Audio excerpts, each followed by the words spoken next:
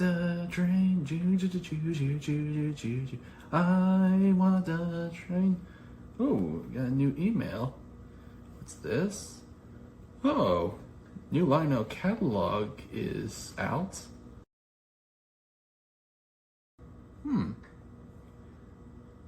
Well, if there's a new catalog out, time to go get the boys.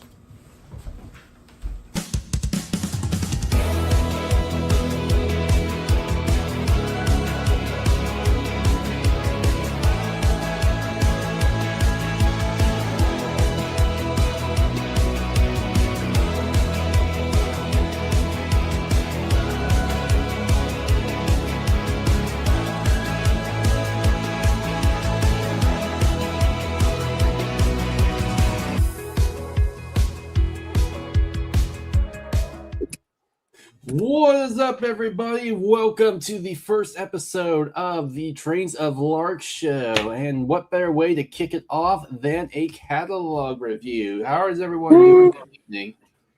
Doing pretty good. Came in kind of tight in terms of timing before I we know, started. right? Yeah, and for once, I was actually on time. Yeah, I was waiting for every single one of you fellas. we literally came in like within milliseconds. It's very true. Very, very, very true. Oh, yeah. Anywho. Absolutely. So, all right, here. So before we get started, I got everything ready to go. So, my name is Lark. I am Friends of Lark. So we've got Dan from Trainman Dan. We got Cody from Wipeout. And we've got Will from Will2926. Are we guys ready to do this catalog review? Yes, 100%. Yes. Ready to rock and roll, man. All right, let's do this. Okay, so I already like the intro for this. What better way to celebrate 250th anniversary than have a good old school 440? Yes. 100%. All right, 125th anniversary. So why already? Why 125th? That was a year ago. Anyways, so let's kick it off here. So we've got American Brass Hybrid 440s. And for the first time, they are legacy, and the sounds are actually in the locomotives and not in the passenger cars. Yeah. What do you guys think of this?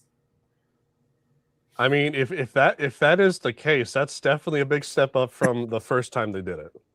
I will say that. Oh, absolutely. I mean, For my comments, I'm going to grab something real quick, so I'll be right back. yes. Go for I it.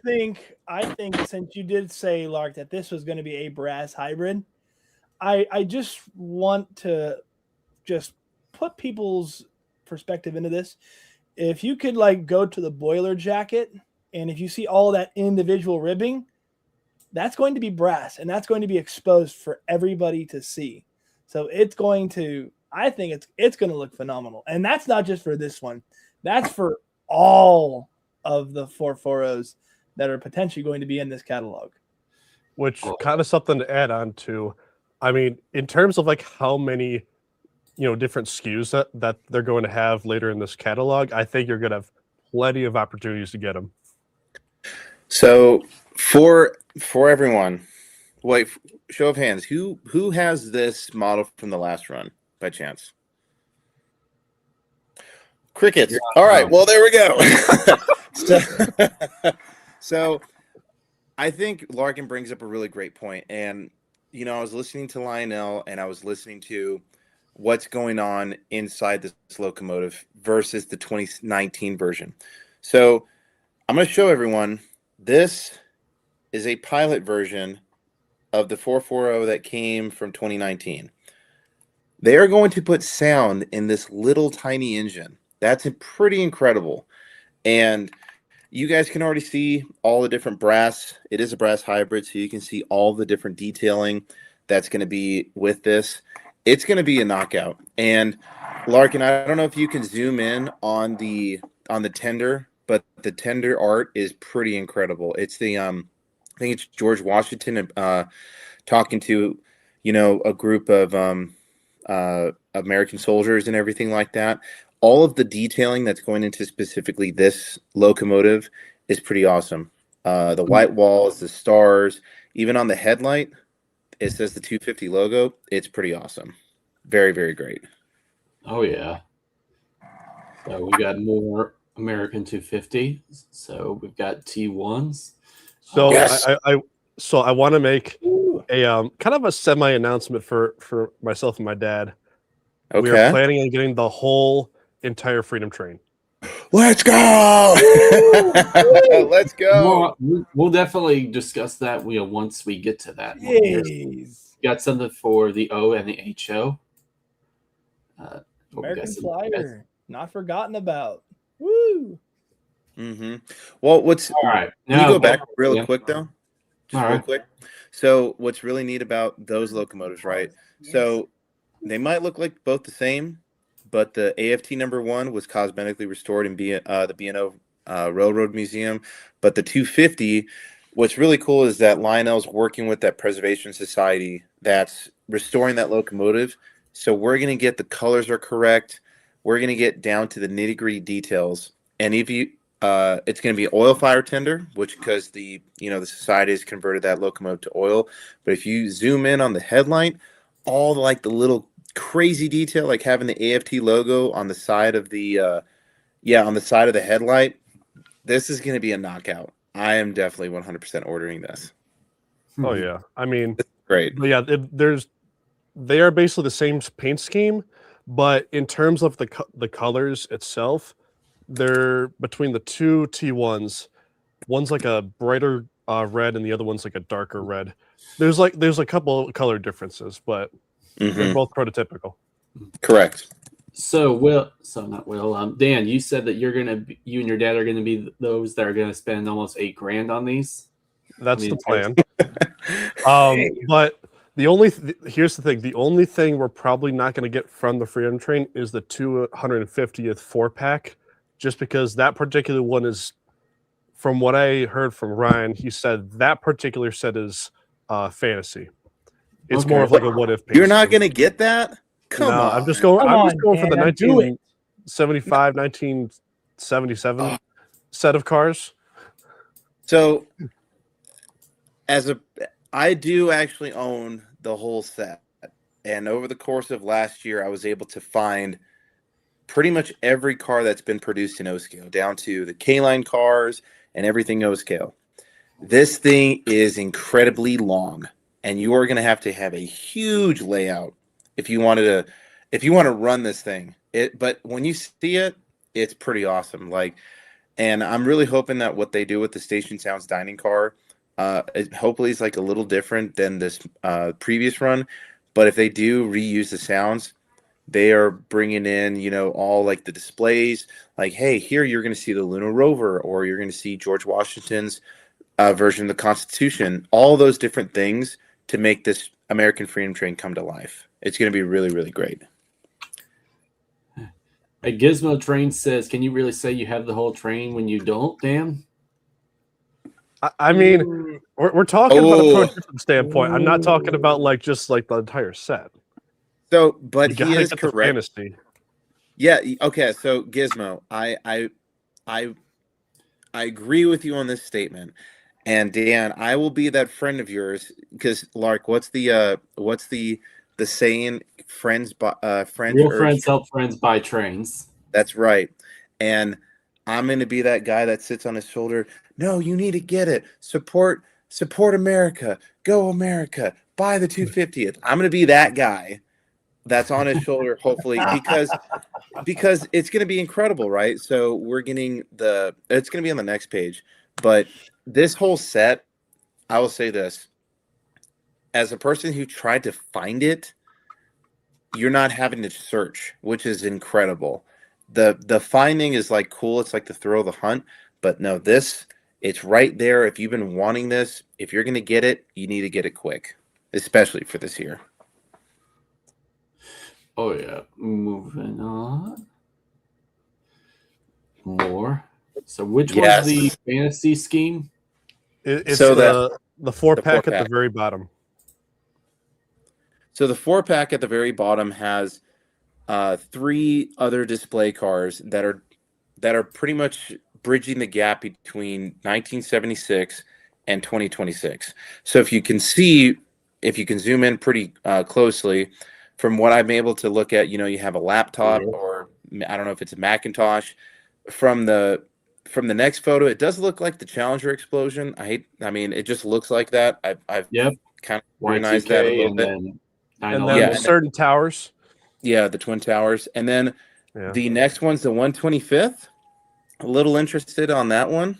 And then the next one is the American flag. What I'm really curious to see is what they will put in the display car, because I don't know what they might put in there, considering, you know, the original AFT had a very large version of the Liberty Bell, the Lunar Rover, a fire truck, multiple like different types of older steam locomotives and stuff like that. So what are we gonna get, like a Tesla, or are we gonna get like a Ford Raptor? I don't know. Like, what are we gonna get inside those cars? But it's gonna be I'm pretty. sure it'll be quite interesting. Wait. I thought Will Oh, done with hold it. up. Check. Hold up. Stu's in the chat. I thought Will is done with AFT, and I'm done with it. So yeah. Okay. Okay. Yeah. So he's referring to the fact that I did publicly say I was done with AFT, but then, you know, Stu comes out with hey, I'm gonna do an AC9 in American Freedom Train, and you know I'm an SP guy, and then we get this amazing catalog. So yeah, I'm not done. This train keeps on rolling. No, this train keeps on rolling. But no, so Dan, you're not going to get that whole set. You're not going to get the 4-pack either. At least as of right now. I'm not saying I won't later. You need to do it. You need to do it. I'm trying to be a good boy because there's other things that I'm looking at. Oh, I think Will is. Technically that was you saying that you were done. Oh, there we go. Gizmo for the win. Let's go. Yes, there you go, Gizmo. Which, dude, I definitely appreciated his last like layout video, because I've not been able to publicly say it, but like there was that point like where he plastered my face. I'm like the face of potato Wi-Fi for some reason. It's just so funny, dude. It was incredible. And then I was like, I don't have potato Wi-Fi. But Larkin, if you could unzoom out real quick, I want to. So if we can zoom in on the display cars real quick, and I will be right back because I'm gonna grab. Which ones? Which ones you want me to? The ones Display cars. The ones that are all new tooling.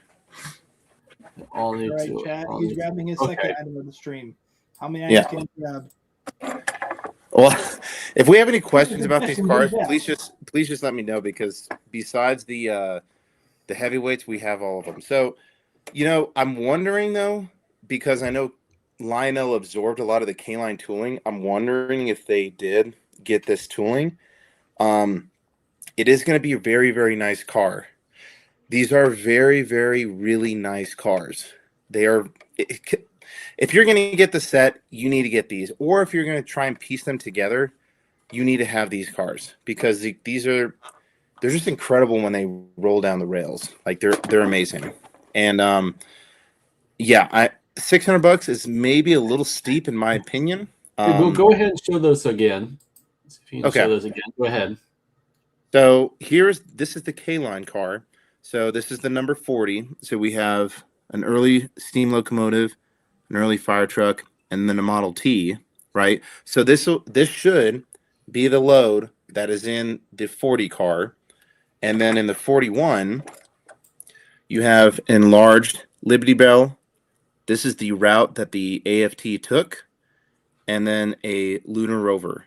So I did reach out to Ryan actually earlier today's Saturday. I reached out to him yesterday on Friday, and I was like, hey, if you need these cars for your 3D renderings, please let me know. And he said, hey, I think we're good. So they are going to be doing the lows. It's going to be pretty incredible.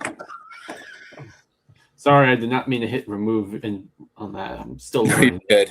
That's okay. And then, but yeah, so if you're gonna get even any bit of the train, you need to get those cars. I don't know how I feel about these. Wait! But you missed the heavyweights. You missed the heavyweights there, Larkin. Okay, This we'll yeah. look at the No, heavyweights. We'll this look at the train heavyweights. deserves it. No, we've been waiting 250 years to talk about this train, brother. No, No, Ooh. that You tell him, those Will. two cars Tell him. right there. No, we needed that 2-pack of heavyweights, and we're getting it. That's the Tool car, and that's the first AFT painted car. My hat's off to Lionel. Thank you. But they are also coming out with the flat cars, and I think Gizmo said that he's building those. I'm holding out. And I'm really praying and hoping that Lionel builds those flat cars. All right, I am done with AFT. I'm gonna go put these back. So now you can go. Now, okay, I just gotta say this here. These hand cars, they may seem quote unquote cute, but this rendering does not look right. It just So I mean, Cam looks ill in so the picture. Lenny the Lion looks fine, but what? So zoom into Uncle Sam's face. Something tells me he's pushing one out. Oh my god. Or he's holding something. Or in. he just doesn't look right. It looks like something's going on with him. Sorry. I had to make that one. made even worse by where Lonnie's eyes are looking. Well, so with these ones specifically, like I'm happy that Angela Trot Thomas, the box car is being done. That hopper car is going to be a line scale car, and then I guess that this new big cam car, like with the 250, I think it's like a big gigantic firework. I think that's kind of cool. Wait, light the fuse to stand back with a ridiculous.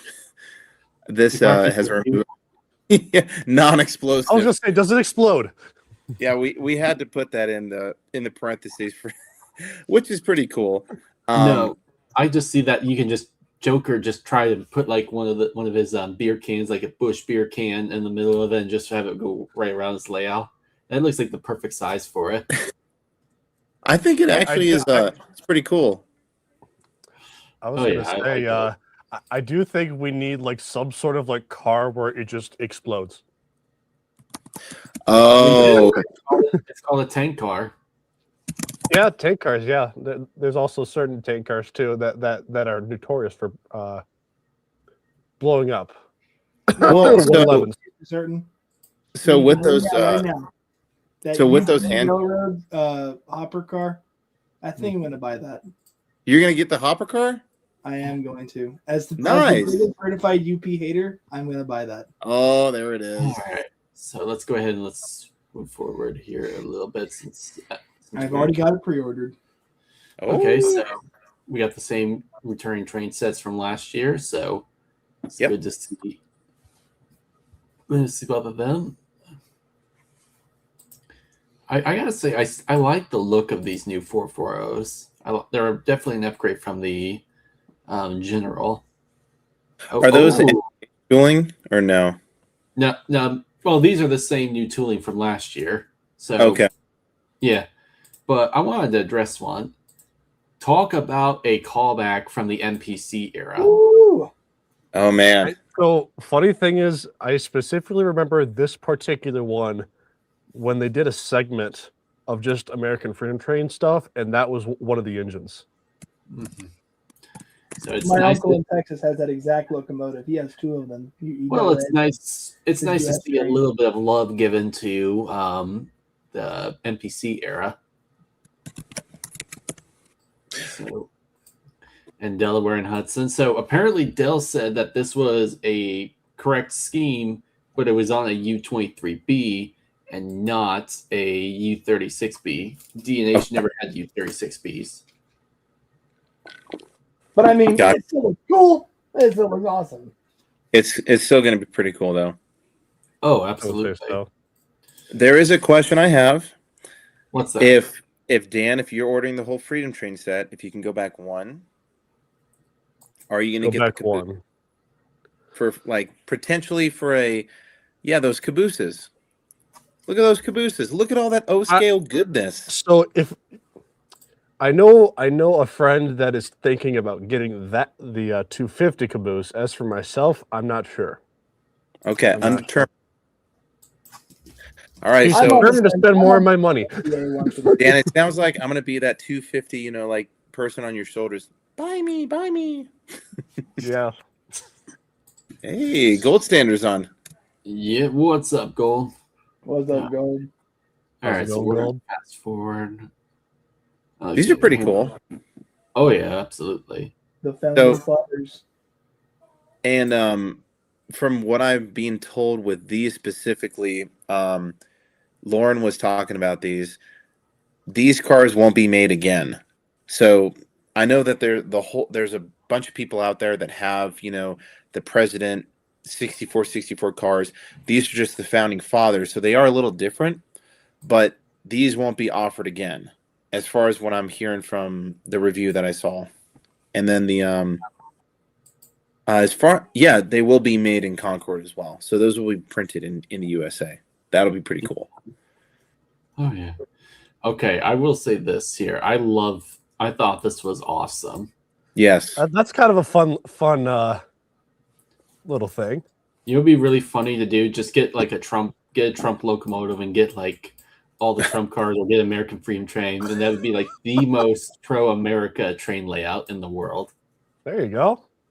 They just don't. They just only offer 036. What about 072 or That's the 081? problem. Well, we just keep bugging. Just keep bugging.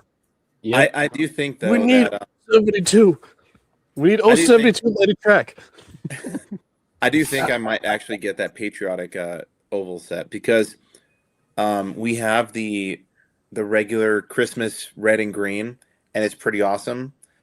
As the train goes on, it lights up, so it's just a continuous thing. But seeing red, white, and blue, that'll actually be really, really cool. Oh, absolutely. All right, so Diesels. Let's go. I know all the East Coast chessy guys are in trouble. Yeah, they're Okay, so I've been really quiet about this in terms of what my thoughts are. I'm surprised no one has addressed this in the other big reviews. We've badly needed a diesel vision line for quite a while. We have not had one since the Centipedes in 2012. And the Yep. other thing too is that we also have been overdue for a vision line smaller locomotive, because up to this point they've been either giant diesels or 072 steamers. Okay, technically the GSs were 054, but they're still large. Will, would you say the GS series are large 484s? Yeah, they're on the heavier side. I mean, comparatively to like a 2900 or the FEFs, yeah, they are. And the thing is too is we've seen previous runs of the GS, like GS2s, GS4s. Now that they made it vision line, they've made that tooling adjustment. They have to make it. It has to be vision line. It has to be a rerun at some point. So Yeah. Well, and here's my honest thoughts on it too. So it's number one, it is a smaller one, although I'm not a fan of them saying 060 minimum requirements, because my opinion, I think that's just because of the kinematic pilots.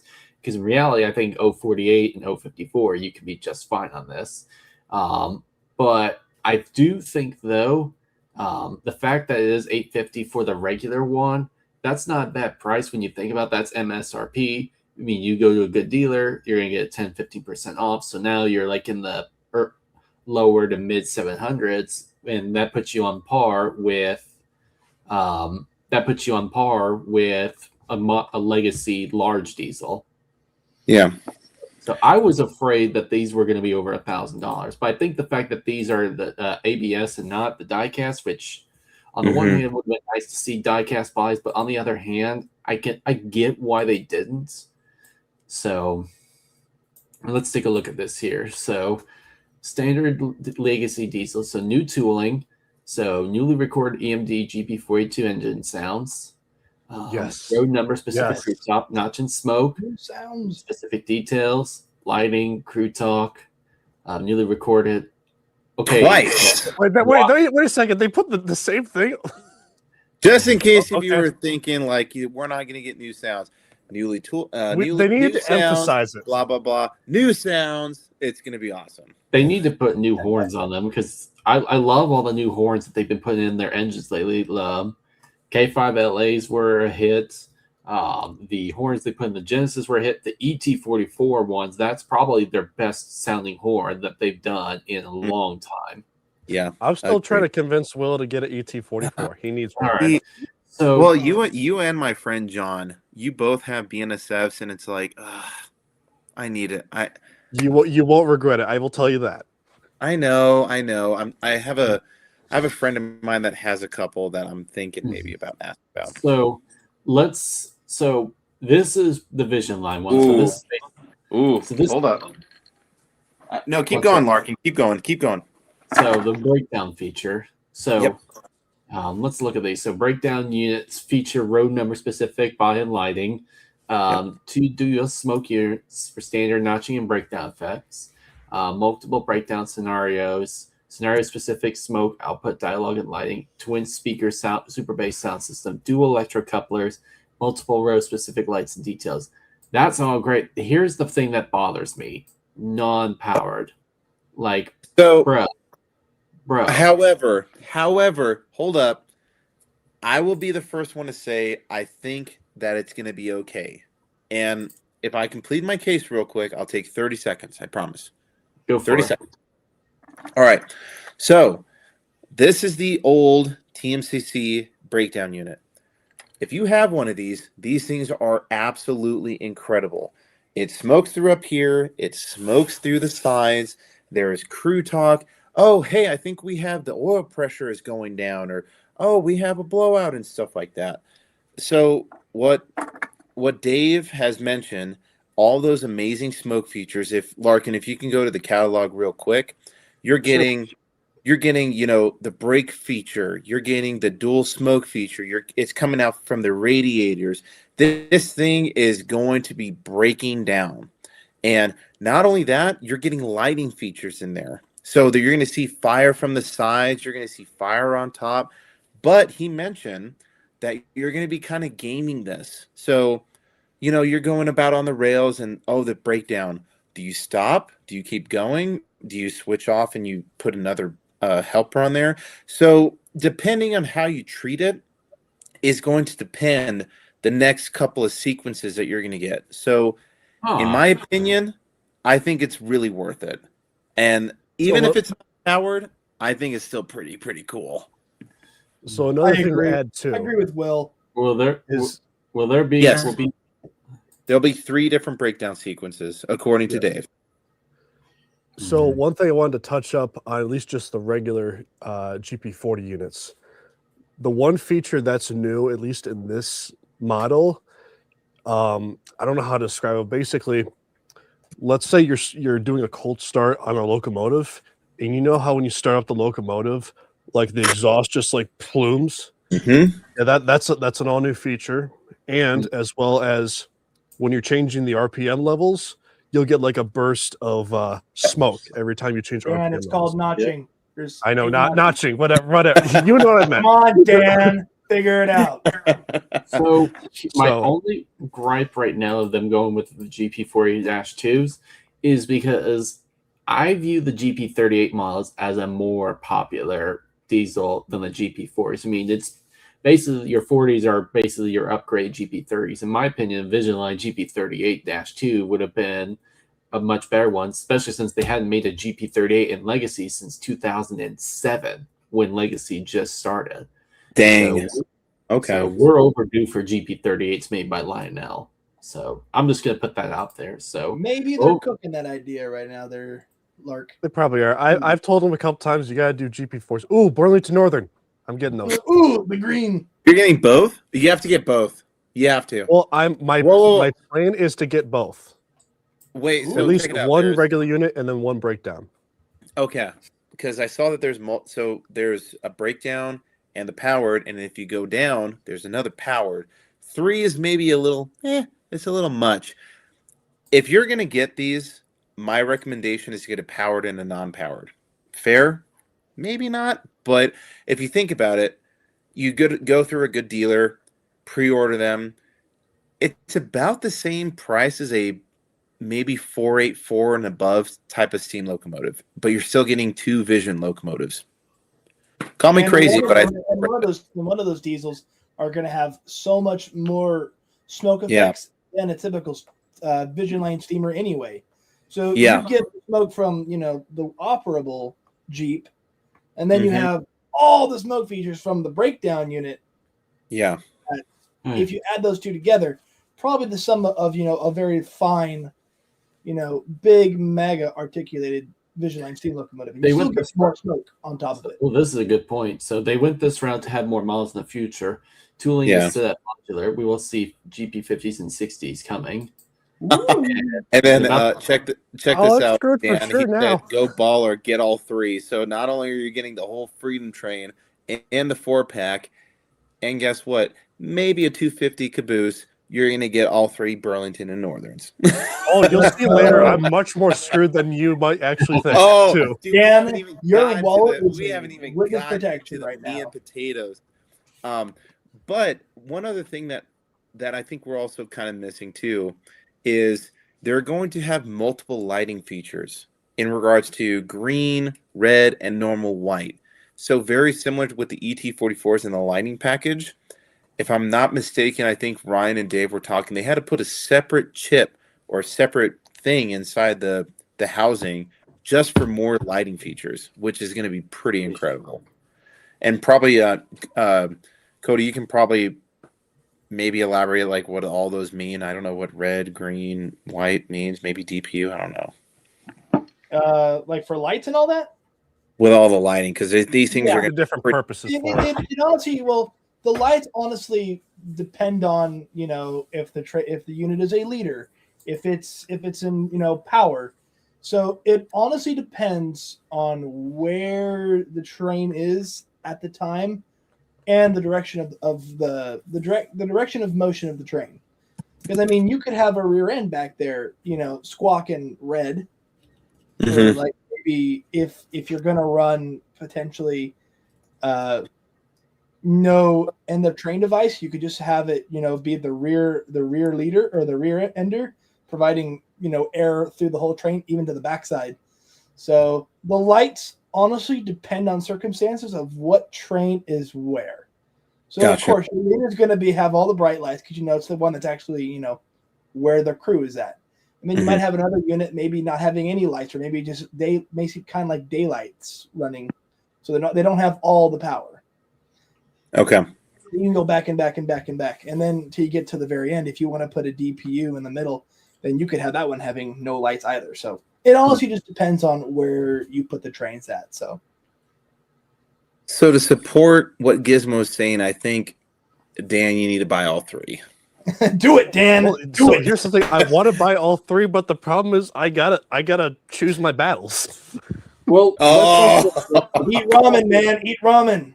Worth well, it. let's also address something as well here. So there's been a lot of things that have been said about there's not a whole lot of roads on here.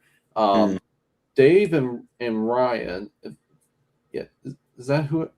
Yeah, Dave and Ryan. Okay. Yes. Okay, yeah, Dave and Ryan have said that this vision line is going to continue throughout the year. Like more of them are going to be coming. So Yep. Please, Stu, if you're listening, please Western Pacific. Just put anything Western A Pacific. you will custom buy it. run. You want Stu to do a custom run Vision Line Western Pacific?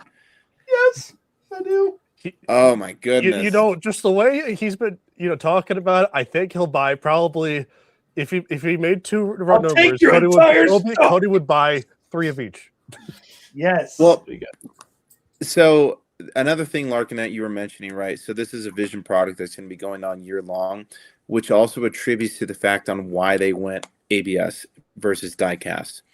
You're going to see a lot of these railroads have a lot of road specific details where you can only get an ABS for the cost versus diecast. Because if you think about it, diecast, it's one specific mold for all of it.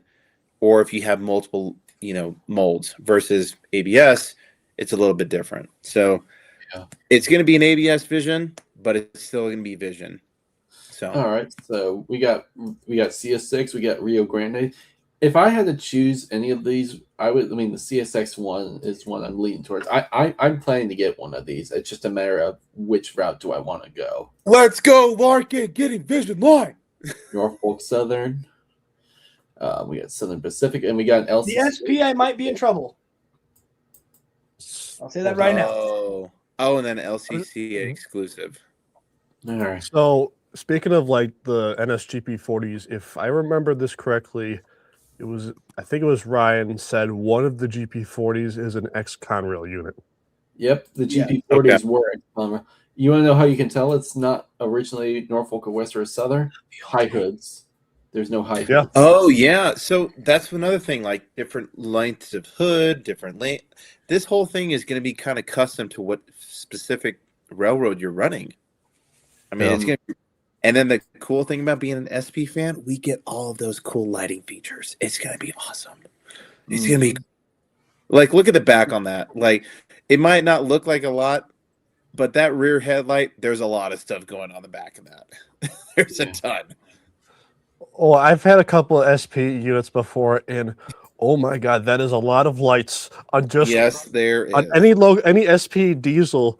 At least the tunnel motors, your SD40s, Jeep units, you're like, this is a little excessive. Yeah. All right, so let's move. Moving. Well, that's what makes it look forward. cool. So, Yeah. all right, so we've got. The Vision Line ethanols are back. Woo! Oh, that's a big one too. So you get a Legacy -9. Oh, look at that! It's not CNW, it's UP. It's CNW with the UP. So I will say for a You patch see unit, Cody's face. that's actually probably one of the nicer ones I've seen. Really? Like a lot, it looks a lot cleaner in terms of how it was executed. You want to know why, Dan? Because there's not a big, ugly shield in the front or the side. That's why it looks so good. Oh yeah. Well, stay out of this conversation. Come on. That's good. Stay out of this, Will. Hey, Wipeout. It's not as good because there's no Western Pacific in front of it. Oh my gosh! Even on live, you're still throwing the shade on Western Pacific.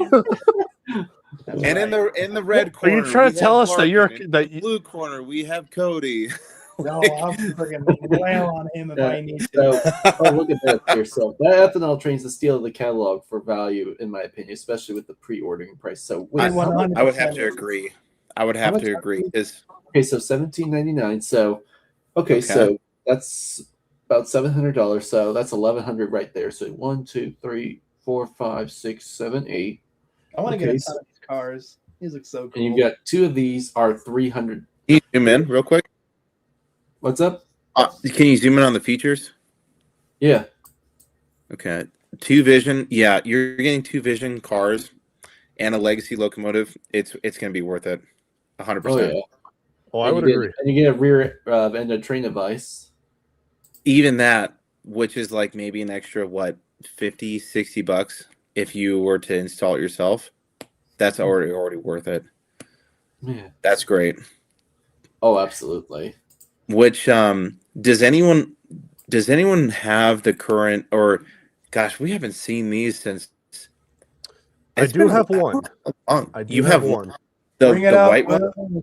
Bring it out, Dan. It's the dude. Mine is packed away. I can't find it even right now, dude. So, but I just got to remember which one it is. Sell me on it, Dan, and I might pre-order this set. Sell me. Okay. On it. Chat, sell me on hold up. How about a combined effort between myself and Dan to sell you on this thing, right? So you're already getting a locomotive. It's already kind of. I know you love Western Pacific. It's not that. It doesn't look all UPS'd. And I'm not going to go grab. I'm not going to go grab one of my UP locomotives to Oh no, that's a Sounds car. That's not That's not Vision Line. Hey Dan, it was a Sound car. Hey Dan, it is almost. It is almost. Wait a second, dude. Those look so cool. Okay. Dude, AZ is from Thailand. Dude, guys, we're international. Woo! Apparently. But I'm pretty sure this. I mean, it's kind of the same thing, to be honest. For the most part, it is honestly kind of. It is. But so this is just kind of like an idea of what you're kind of getting into. Mm-hmm. So it's about the same tank design. So Cody, so I'll mention. So the fact that these. So I'm gonna talk on the older Vision lines, but then I'm gonna project on what Dave and Ryan have said on these ones, right? So Okay. these things are going to be incredible. If you've had a Vision Line reefer, if you've had anything Vision Line freight cars, these things are going to have different sounds. They're going to have, screeching to the left and to the right. They're going to have loading, unloading. What's really cool about these ones, they're going to have an impact sensor, these ones will have an impact sensor, but the car is going to know if you're going to the right or to the left on a curve. So you're going to hear take a look at the minimum curve too, 031. So these things are going to let you know it's a short curve. Oh, yes. Okay, cool. Sweet. No, and these are going to be really, really great. Or something like that, kind of crazy. I was like, oh, no, thank God it's not. Woo! Another reason to get a set, which we will see later on, you will only get those cars in a set, period. Unless someone who is kind of crazy will break it up, you're only going to get those cars in that set. Yeah. I've done that before. Mm-hmm. Dang! No! Well, no! The ultimate sin. So I just wanted, how to put this? I'll give you an example of one such. Look, you got to have some self-humiliation in life, okay? Cody, I'm rolling around, but not really. But like, so the biggest reason I wanted to. So, do you remember the N&W King Cole set? Yes. Yeah. Come on. If I honestly, caboose, the only reason I wanted that set is because of the caboose. Did I call it? Or did I not call it? There it is. There it is. Well, okay. A little bit of correction, and the coal cars I've ever seen. but mainly the caboose and the coal car. So hopefully, Cody, we've urged you enough to buy I think with Dan's wonderful visual, I think I'm going to be probably buying quite a bit of these actually. They're pretty incredible cars, and the fact that we have not seen these in probably over a decade, they're going to be pretty incredible. Yeah, I think there are going to be plenty of them around too. For once, Lionel actually has my wallet this year. Let's go! Whoa! Don't you dare! Spoilers. So before we go further, we need to make sure we have Gold Standard's blessing for what we're about to see. But wait, we haven't even. Oh my goodness! Oh my! So here's the only thing I will say about this locomotive. I think, in my opinion, this should have been a Vision Line. What's the price? Right off the bat. Oh, I will counter. The thing is that what would you have done differently to make it Vision Line? Wheel slip. No. Okay. Can I counter or no? Go for it. Okay. If you were able to see, Ben and Eric went live, and if you're able to hear what the whole vision aspect is, this locomotive is almost there, but it's not anything new that we've not seen before.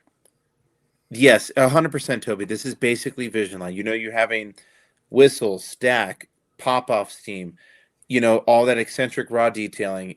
This is the JLC tooling. So even, when you get this locomotive and the big difference is the fact that it's not going to disintegrate in your hands. Oh, but okay. Yeah, because of zinc rod. But so where I'm going with this is that, we're surrounded by articulators right here. We can slap on the fact that thing is Vision Line, but it is not cutting edge. It is not pushing the boundaries or pushing the limit in regards to features. So with this GP40, it's pushing that. You're getting the breakdown features, you're getting the lighting, you're getting all those road specific detailing. With this, it's just another articulated. But then again, I'm on the West Coast, so I am safe, and I'm not throwing shade on the Allegheny. It's beautiful. It's great. I don't know. There might be one that might be interesting to you. More Vision Line than the Commodore. Yeah, you're not wrong. He is the master of articulates. He's the melee master. Well, okay, Lark, and as a person who owns an Allegheny, what do you think?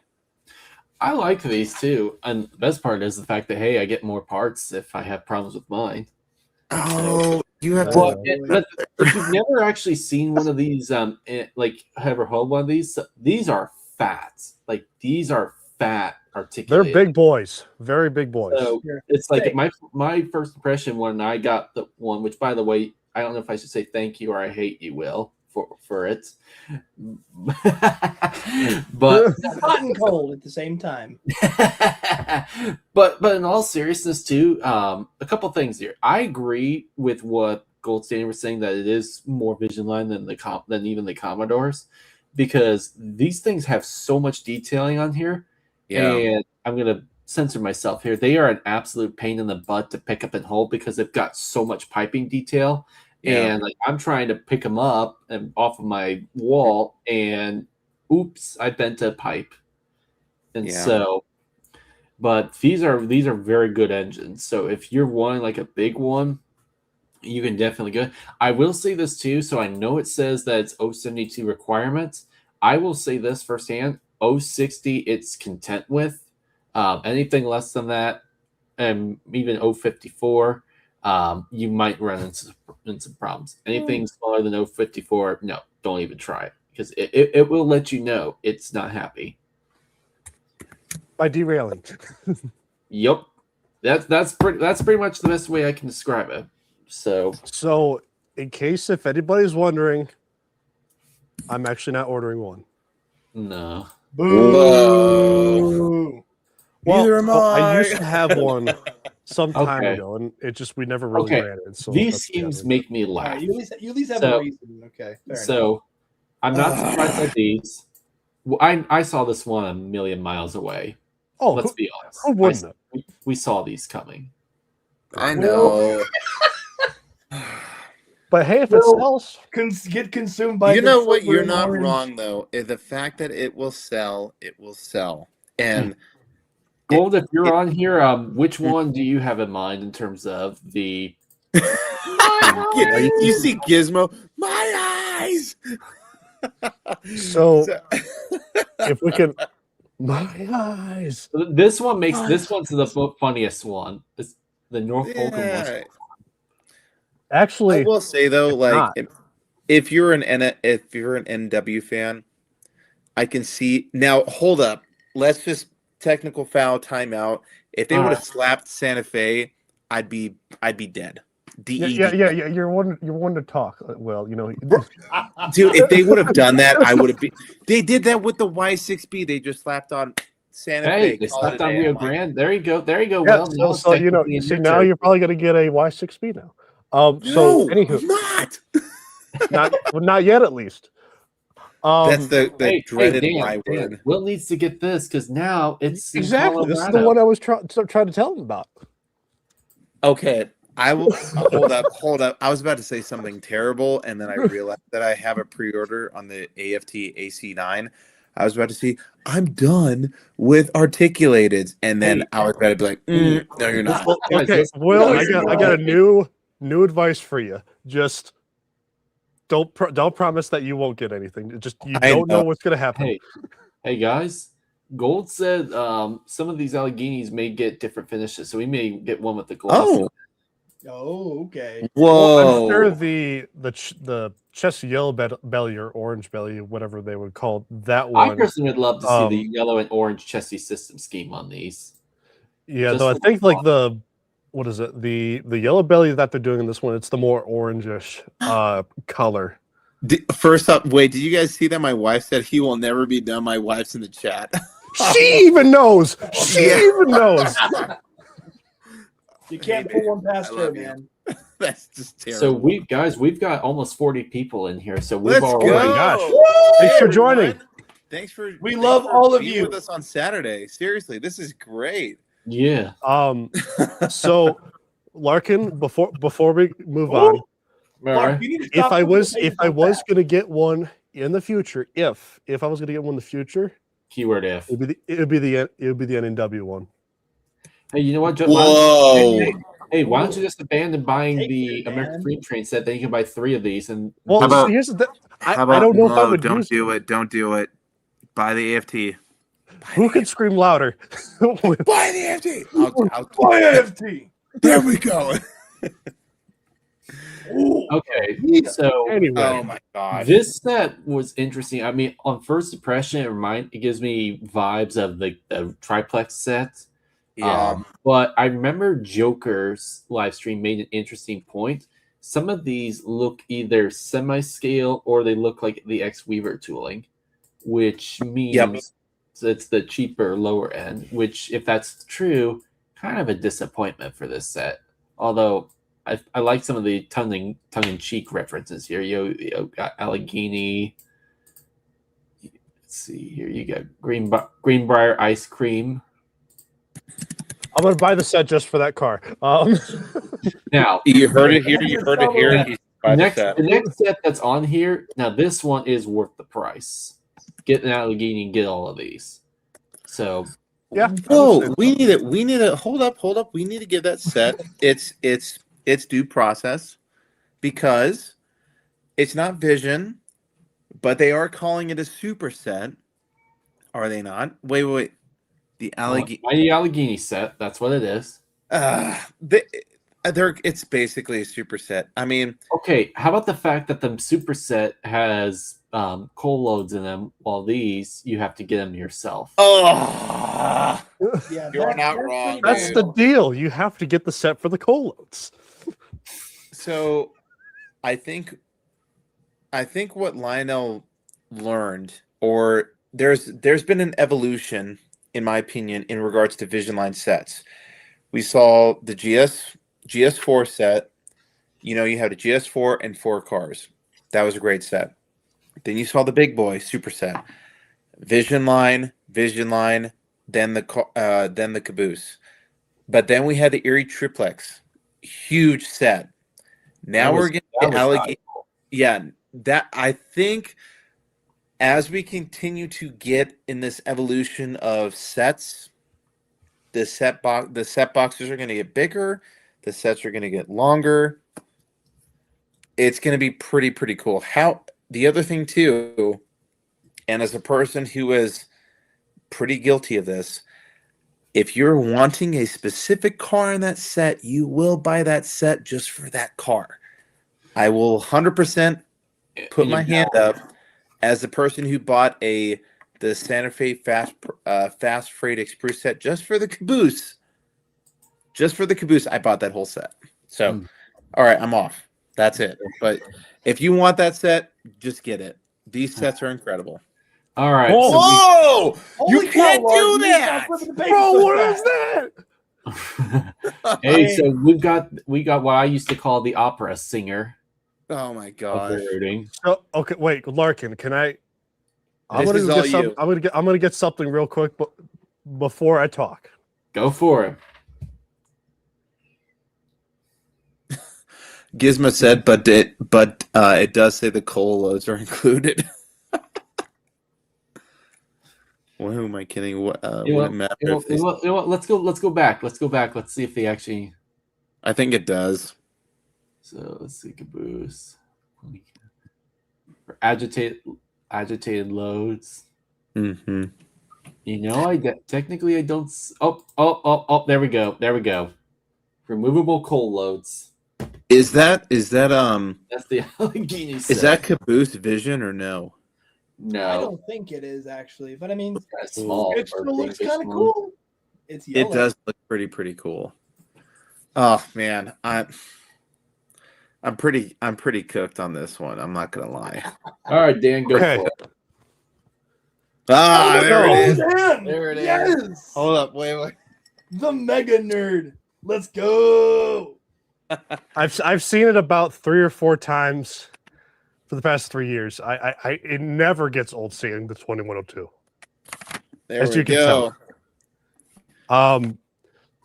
There we Get the go. super set, There we cold go. set. You can have a super set. Yeah, there you go. Where's my super suit? So for the 2102, or well, wait, Lark, were you about to say something?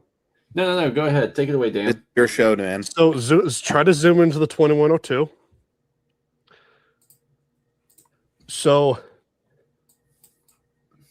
what I'm hoping is that they do like a semi-gloss for the entire engine, and they just do like a black graphite just for the front and the feed water heater, like it is in real life. Because every time I see it, it is spotless, absolutely spotless.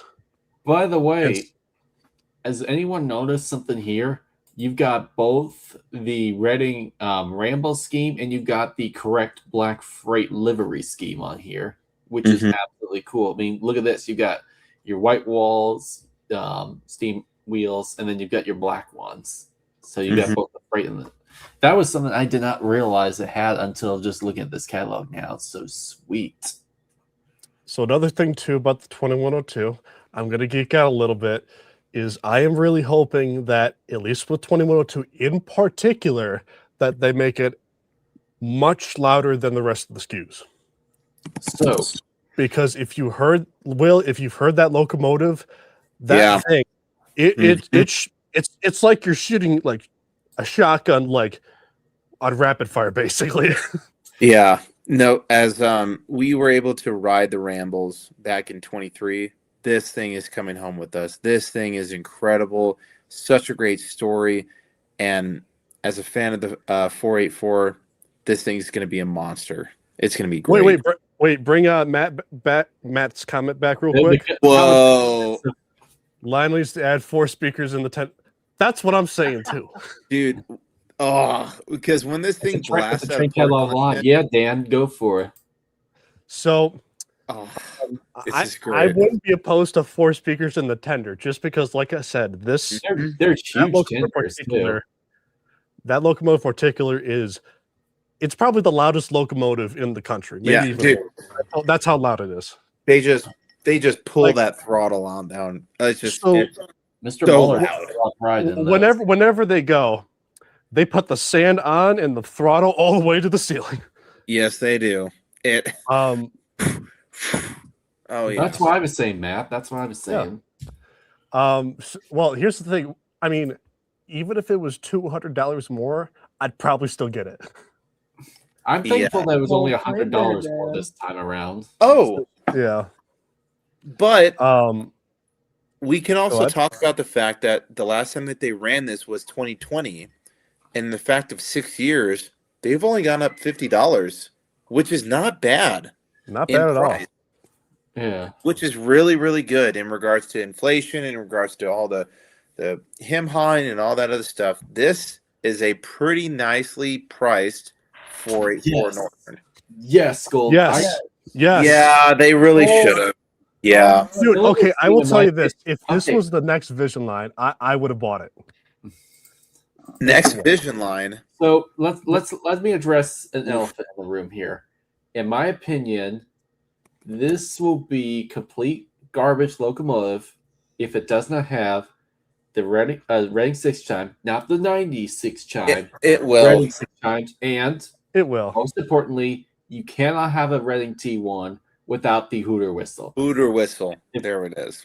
So that's what I was going to talk about next. If they do not do that, then I will basically just email Ryan Dave saying, "What's the point of this when you don't even have the best feature out there?" So the way that I think they're going to do it is they're going to take probably the Sino Allegheny whistle and pitch it really high, which if you compare the Reading hooter whistle, just go to Pennsylvania and just record the dang thing. See, that's what they should do. Yeah. Wait, guys, they already recorded it. They already recorded the Reading 6 chime. They got the 6 chime. Well, they got the 6 chime. We're talking about the hooter whistle. Okay, excuse me. Yeah, the alligator. No, I don't want. No. I don't. Wait. What's Lark tweaking about? No, screw that. I don't want to see no hooter. I want a Reading high-pitched hooter. It sounds like a screaming woman. I want to scream. Wow, Lark, that's pretty descriptive. You want to go into more detail, Captain? This is great. But I love how much focus and how much intensity has it been on this one locomotive, right? Because this locomotive needs to be right. It really, really agrees. Oh yeah. Thank you. Trust me. When I talk to Lionel, I will make sure they get this right to a T. No pun intended. So Toby, what I would recommend is messaging, Lionel And so from my experience, right, and maybe some people can chime in. Lionel does listen. If we tell them, hey, this is what it kind of should be, or this is what it should be, they will listen. And we The can't fact just rely on Ramble's Tony to do it all for us. The fact that this is in the catalog, there's enough people who care about this locomotive who want this one right. And it's maybe on us to make sure it gets to that extra 5%. Oh, absolutely. So Yeah. the one thing I will say, just to make it easy for them, their sound engineer, what I would do is just take the sounds from the last model and basically the chuff, the bell, the Reading 6 chime. Those are the main ones that I would probably suggest keeping in the current model. The only thing that they need to add is just a new hooter whistle, or at least something that sounds as close as possible to a Reading hooter. I can confirm this is true, Matt. It was mentioned in the live stream that the visors were going to be phased out of this. So okay, good. Because one thing I will say in particular is the Reading T1s. Lark, if you can zoom into one of like the more prototypical looking, if it'll let me. Yeah, I mean, so if you look at the headlight visor, once it gets over to it, the Reading T1s, they never had a visor. The only time that the T1s have ever had them was during the Freedom Train, the Chessie Steam Special, and actually the only one that's had a visor was number 2100. That's the only one. Yeah. But other than that, the rest of them are. Good segue into my next part. Huge miss that they did not do the Chessie Steam Special again. So that's like why? I mean, I would have liked seeing the OMG one. Yes. All right, money bags. Wait, we got to see the locomotive. You gotta show us the locomotive, man. You The can't whole just show us the tender. That's a tease. Hold I've up. seen strippers torture us less than that. Just be careful, of course. There we go, right? Yeah. Here, get a close up on that headlight. Okay. Hold on. Hey, you're the one that volunteered to do this. I know I You're volunteered waiting. myself, right? Oh, that's beautiful. So that's the type of style headlight where it's got the visor, and it's like I said, it's only been on the Chessie Steam Special, the Freedom Train, and number 2100 specifically.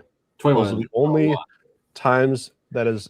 So here's a crazy fact about 2100. So it was a part of the Ramos family, but it was the only one of the four that never ran. It was actually the backup engine. 2100 and 2102 were the main ones. 2124 also did them, but 2101 was more of the backup engine. But yet it's had probably arguably the most decorated career, even to this day, compared to everyone, because it was the AFT, the Chessie Steam. There he goes. You said AFT. You said AFT. Oh, now he's bringing the AFT now. Sorry. I'm so motivated for the AFT. No, you're good. So, Larkin, I will say, believe it or not, 2100 is the only T1 to go coast to coast. Yep. If you know the history. And it's the only T1 that ended up catching fire, and not just in this firebox. Yeah, well, that would be 2101. That so it didn't exactly have a lucky career. I've read too that the engine itself was not badly damaged. Most of it was cosmetic issues. It was the roundhouse itself that was badly damaged. But at that time, Ross Rowland he felt like as if it wasn't a good call, so they worked out a deal with the B&O Railroad Museum. That's when they got 614. And it was the fire that ended up bringing 614 back to life. And then meanwhile, B&O Museum cosmetically restored it back to its, at least the first go around, back into its Freedom Train style. So, yeah. I mean, at least with the whole fire situation, I don't think it was actually, the T1 was actually damaged. I think it was more so, how to put this, an excuse to run a different locomotive. Legally speaking. Yeah, legally. I already know Dale Hudson's going to have a field day with this. Although, all right, we got one second. I was going to say, Lark, well, Dell has no excuse to pass this up. I don't swear, care. if he passes on this, I will go up to him, stand tall, be like, "You better order that thing. You asked So for this." to those that are like, why is there a Delaware and a Mob Hudson bossing. T1? I want to address this here. So for those that aren't familiar, why is there a Delaware and Hudson scheme in a Reading T1? That's because in the early 70s, 2102 was all over the East Coast. And one of the times it was dressed up, I think it was alongside the Canadian Pacific 462. They were dressed up in Delaware and Hudson schemes. And D&H actually did have 484s, but they had the smoke deflectors on there. So in other words, they were kind of like an East Coast FEF type of engine on there. So come around the 1970s, they decorated up for 302, and that's how it came to be. Now, I know some people have said that these classification lights, or at least these marker lights, seem a little off, but they don't bother me as long as at least it looks correct. Now, I was a little surprised that they made the Lionel Line's engine of the year go to the T1. When, in my opinion, I think the Allegheny was better of it, but hey, that's my opinion. So one thing I will say about the engine of the year paint scheme itself, I'm personally not a big fan of it. It just doesn't do it for me. I think the Dreyfus from a couple of years ago, I think, was the best one. Yeah. Oh yeah. I have to agree with you. Because it sparkled too. I don't know. That plasma coat. Yeah. It was pretty Yeah. incredible on that one. That was phenomenal. So if you go back to the D&H one, if you compare an actual D&H Hudson to the 2102 Masquerade, they're pretty similar in build. The only difference really, at least as far as I could tell, is just like the different steam domes for the most part. So before we go back, are they really going to do the marker lights placement on that? Do you see where they look like that? Yeah, I remember some people were a little uncomfortable. Like they're really high.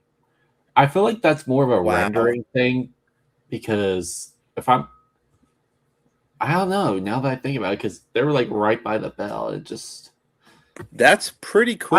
I'm sure that's whoa. I mean, I think they're probably going to tweak it a little bit, like, you know, over time as they finalize most of the artwork. Because I think because by this point, even though it's shown in the catalog, there's still things that they do tweak before they produce it. That is correct for the 302, though, maybe slightly lower though. So Matt's Trains 416 said that's kind of that is the correct placement, maybe a little bit lower, but man, that is really high for marker light placement, especially with those beams, for sure. Like woof. Crusader. Hey, before we go any further, look at the visor. Look at this. That's what it should look like. On the 21, that's it's how it should. very clear that Lionel got the memo about the visors. Yep. So they're making them. So yes, it is the obligatory WTH custom scheme, but there is one thing that's very interesting. Look at the passenger car set. You notice that there's observation parts on both sides. To some people, it's like, what is this? But in the real world, this is actually correct. Reading did these because, number one, they're streamlined steamers. The way that their tender bodies were, at least on the steamers that were meant for this, actually had it done where it would complement the observation car. And the second one is they did it like that, so that way they could easily turn the engine around, and that way you would still be guaranteed an observation car view, like have like a full clear view, as opposed to having an engine blocking your view. It's like, what's the point of being there? So now, Gizmo said this. I think I'm going for this one. Hope it's similar to the 777 Berg. I mean, I would imagine so. Yeah. Well, and the thing is the fact that, you know, it does give me that 777 fantasy scheme vibes, but the $1 million question is which blue is Lionel going to produce it? Because if it is indeed a lot like the nickel plate 777 blue, then I think this will be a smash hit. That's my honest opinion on this. I mean, I'll be honest, I think even if it's like a slightly darker blue, it'll still look really nice. Oh, absolutely. I mean, whoa. Matt just mentioned he got back from working on the 2100. Whoa. I wonder. Well, it shows it on his profile picture. Whoa. Let's go. Wow, I would have never. Awesome. Dude, what an incredible job to be doing that great work on that locomotive. Heck yeah. Let's go, Matt. So What's up, Mad? what's up, Mad? Well, the only thing that I'm on kind the of Facebook side, so I messaged. I said, "Hope you're buying one." So no, but Comes back and says, "No, I'm good. I work on the real thing." yeah. So, but this should just this alone has me excited about the visor part because the fact that if they're doing it in one, they're going to do it in others. So, oh yeah. so The only ones that they won't do it is the AFT. oh, now Right. we're going to have a set that actually includes cold loads. Make up your mind, Lionel. So now this might be a little hot take depending on how you are with cold trains or consist. Okay, But these cars, they are not die cast. They're not die cast. But there's a good reason for it. There's a good reason for it is because if you're running a very long train, Yeah. it's not going to go exactly well if you have a bunch of die cast hoppers because I've ran die cast, hoppers like a train a couple times. They tend to the couplers on them tend to break just because of like the weight itself from those die cast hoppers. With a plastic load like this, like ABS bodies, you can run basically as long as a train as you really want. And Yep, because they're lighter. It won't be as heavy as a die cast. So that's why I kind of go more towards, more so ABS or plastic body coal trains or because I got the die cast hoppers because I've got the Pennsylvania coal set that include the GP30. That GP30 gives me fits if it goes upgrade. Oh yeah. Oh, this is interesting. Someone first said, "I believe the valve gear is incorrect." This says use Milwaukee roads as 3 class. Huh. Whoa. We're getting pretty on these valve gears, which is great. Here. That's awesome. Heck yeah. I can't tell if this catalog is great or if the last year has been so bad. It's great comparatively. I would say I'm not against that opinion. Yeah. Yeah. I have to kind of agree. Yeah. Hey, it made it more fun for all of us to get together. Is anyone ordering this set? This is going to be a good value set, though, I will say. Gold, are you going to go for it? Will. Come on, Dan. So here's the thing is, I was half tempted to kind of consider getting this one. I was half tempted. Dan, you should get it for that one hopper on the left page with the made in Pennsylvania. And then sell the rest of the cars and the engine. No. Yes. Hey, look who Dad's here. Let's go. Got to your favorite part yet there, Mike. We haven't gone there yet. The Reading. I will laugh if the T1 becomes the engine that gets the black bonnet treatment by Pat's Trains. You know what? Would it surprise you? Nice. Would it surprise you at all? like I'll give you an example. Every time, so we go to Pat's Trains often, like in person, and he always has something new in black bonnet. And I'm just I know, man. It wouldn't be surprising if he just does like a black bonnet T1. It'll be so wrong, but pretty cool looking. Yeah. In Santa Fe, it'll be no. As a Santa Fe lover, no, it will not, because that is an install to the 37 and 2900 class Santa Fe Northern. Preach, brother, preach. Well, there you go. There you go. Hey. No choices. Yeah. I I bet I have to agree. I think he's going to do it. The fact that no one has it's do we know when all the custom runs will hang on. They've already been. So check this out. So hey, Will, this is for you. So I don't know if I'm late to the live stream, but the colors are different between the AFT1 and AFT50. Yep, that was mentioned. Yes. No, that was. So that is 100%. Matt, you are 100% correct. And first off, thank you for what you're doing with the AFT 250. And first off, it's great that you guys are restoring a steam locomotive. We did see that, and we do acknowledge that Lionel is working with you guys in regards to getting the colors correct. So if we are ordering these AFT 250s, they will match your guys' prototype, and we are hoping that you guys are able to get her under steam to celebrate this amazing year. So we are incredibly grateful for what you guys are doing. So that comment you just pulled up, that's pushing it. An Allegheny and Black Bonnet. Will, so that might be worse than a T1. Yellow Rio Grande Gold Standard. How about you? That is just gross. We're getting Do I closer use to the D word? rainbow, I guess. Disgusting. How many Or- Facebook comments is messing with me? LOL. How am I not seeing this? The black bonnet makes me nauseated. Or what? I love it. I bet you when Will sees those black bonnets, a little part of his soul dies. So I have a friend of mine who bought the black bonnet Dreyfus, and I was like, "What?" I was so upset. I was like, I think that's the Oh. only one that looks like kind of decent.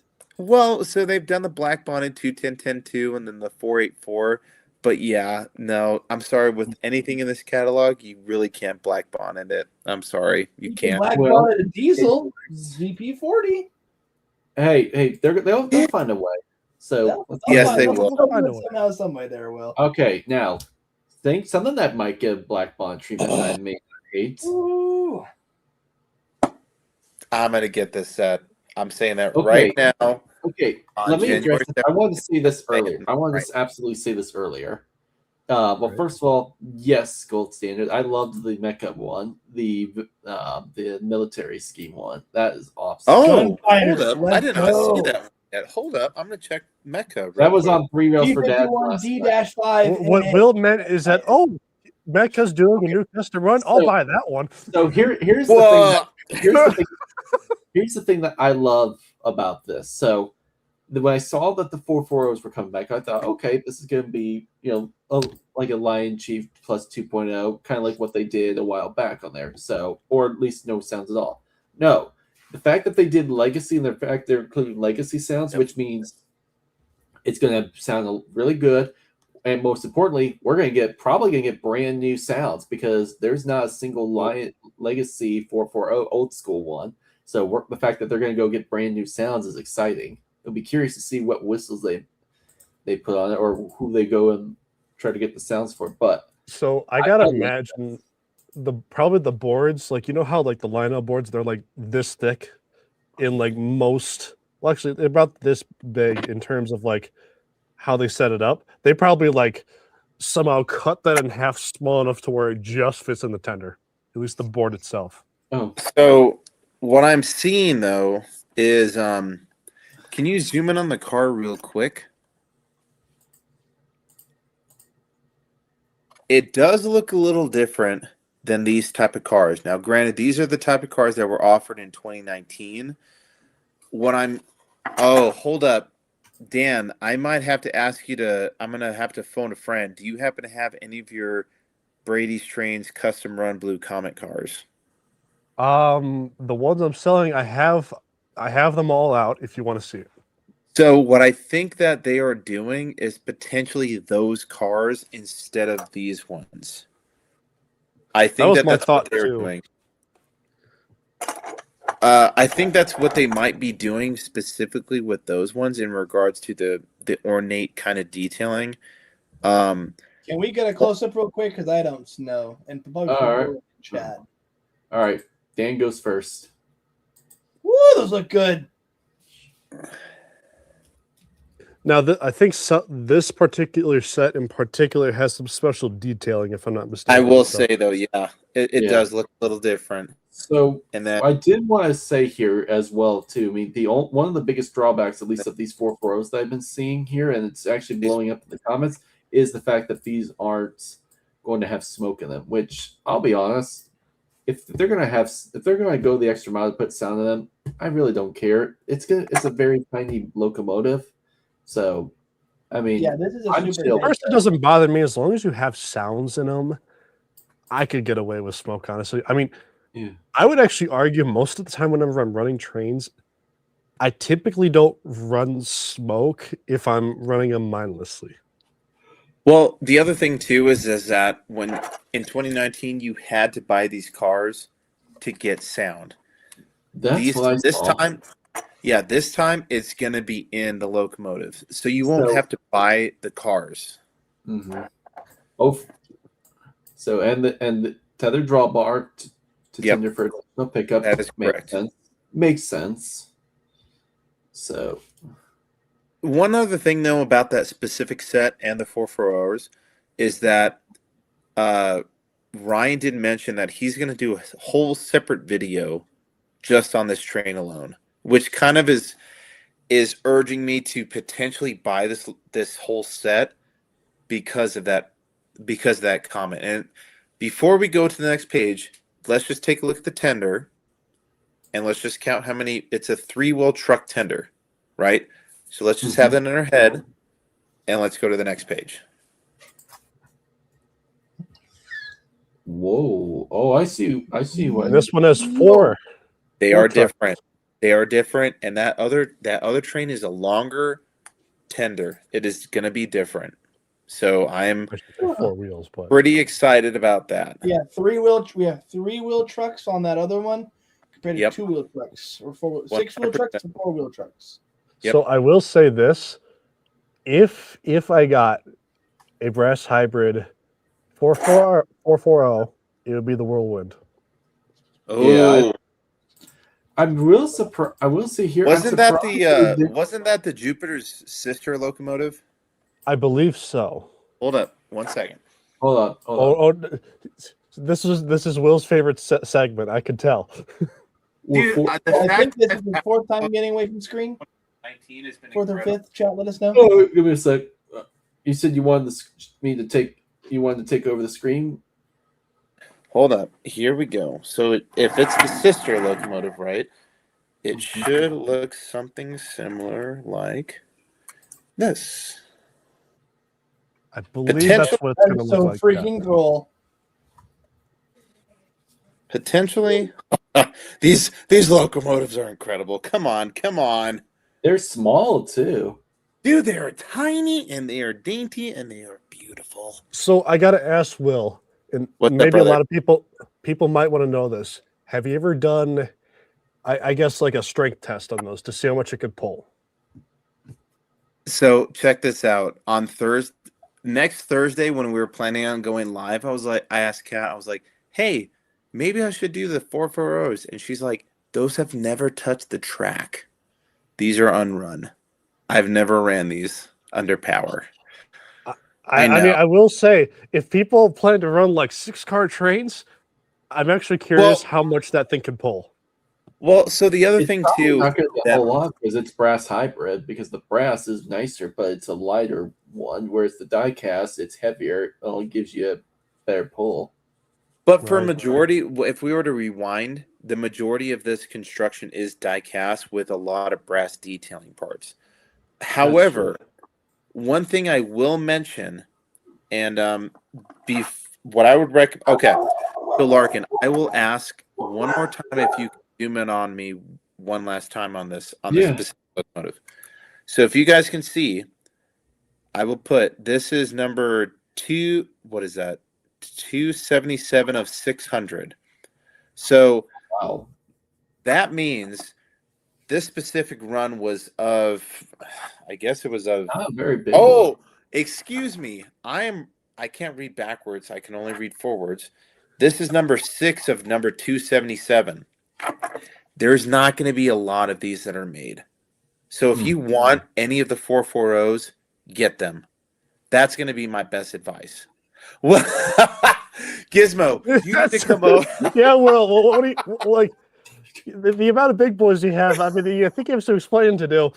No, dude, come on. Sometimes I They just said they're refer not to self-made, Will but as everyone Mr. says the Moneybags, basically. Well, I look, love look, it. here's I love okay. it. So to go on Datafied's point, what people are trying to do is they're trying to make them shelf clean so that they go up in value, so that it'll be less harder to get. I will be honest with you, like the fact that these have stayed in the case And not touch the rails is kind of supporting his comment. I'm not gonna lie. You are not beating the generational debt allegations there, Will. I have $30,000 in credit card debt. I really don't. I really don't have that much. Well, But well, the no, good- like hey, Will's 401k is behind him, so what? so Nah, man. Now that you said that, I'm just kidding. Maybe I'm that's, just that's kidding. maybe that's why he's getting some of these sets. Anyway. Uh-oh. Hey, Oh, wipe out Cody, your all right, bud? Whoa. he might just turn off Lark, his camera or something. Hopefully this Okay. is not another moment for you to say something WP related. Nah. He's trying to come up with a script for what he can do for people to make more WP stuff. So All right. though, with Maybe I these, am, Dan. Oh, we Maybe got. I am. There he is. So we've got U.S. military. We've got more Union Pacific. Oh, that's nice. So, but specifically with the UP, right? So Dave was mentioning and Ryan was mentioning this. This is not the UP. This is a subsection of the UP. Like each of these locomotives, if you were to zoom out, right? oh, look at this. Here we go. Not to be confused. with Yep. This is not the UP, but this is a subsection of the UP, which is really, really, really cool. A subsidiary? I don't know. I mean, probably the same thing, but You know what's crazy? Because I really wanted to put the Jupiter and the 119 on the rails, and Kat was the first person like, no, they've not touched the rails yet. And I'm like, but that's just another reason to do it. But can we just say, when was the last time that Lionel put locomotives with a story behind it on the catalog? Probably not in a long time. At least Each of these locomotives has a story, Come which on, is really Will. cool. Oh, Mason Machine Works. I know. So everyone has been reaching out to me on like this one specifically, like, hey, you should order the U.S. military one, and it's not out of the question. you should order the U.S. military one. Well, before we go any further, explain a little bit why, for those that don't know, why are you being harassed or at least begged or pressured? He's an Air Force guy. Okay, not Air Force, but so for those who don't know, I am the military. I'm in the U.S. Army, and I'm stationed over here at Fort Carson in Colorado Springs, and I completely support America 250. I have loved serving in the military for the last 10 years. Hopefully, have another 10 years, and then I can have as much fun as hopefully some of my retired friends are having with this hobby. But I have been completely just not bombarded is the right word, but like you should order the U.S. military railroad brass hybrid. Looking for Will is So, I will say, Will, I think if I had to pick which one's going to turn out the best, it's going to be the military one. And you are not wrong, because even Ryan mentioned that, like the amount of, so it's this one and then the Gould, those two have the most ornate detailing that is being thrown on a locomotive. And like that, you can see, like, look at that one. That one's going to be a light blue. It's going to be different. It's going to be really ornate. It's going to be cool. Mm-hmm. However, I will say this as a person who owns them. If you're going to get the locomotive, get the cars. I get it. I understand these locomotives are $1,300. I understand. Get the cars. Get the cars. Get the cars. Get the cars. Because you're going to regret not getting them and then end up searching on the back end. As a person who can tell from past experience, like, just buy the cars, buy the locomotive, buy the whole set.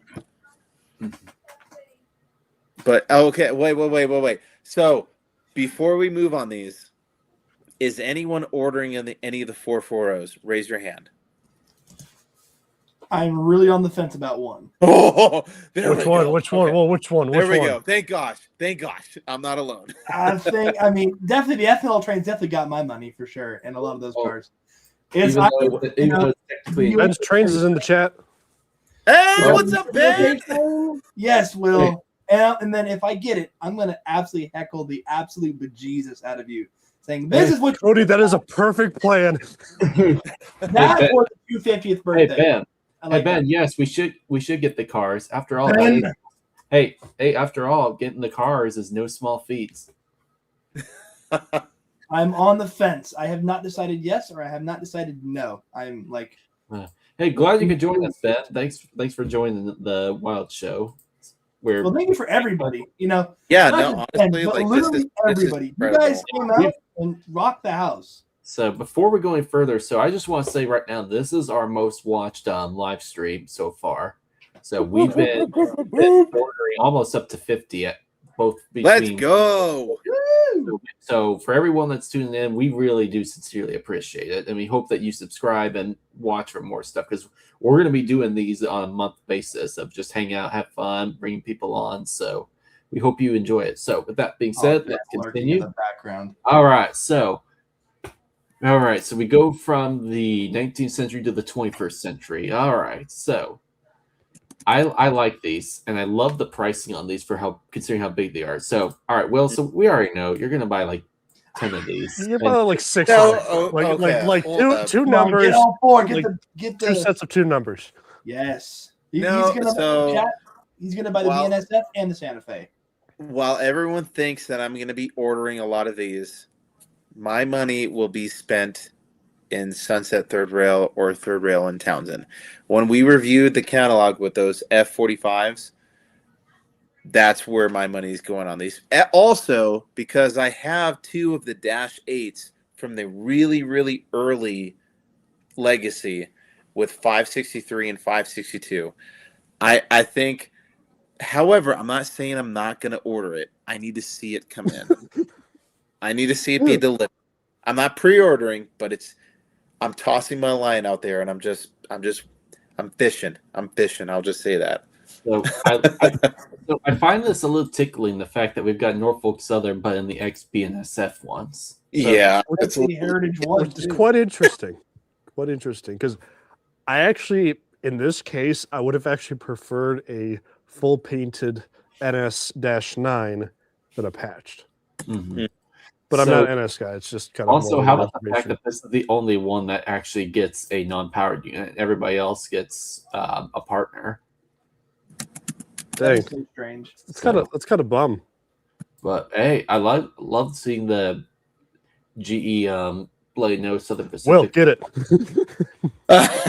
Yeah, well, come on, get it. So Get it.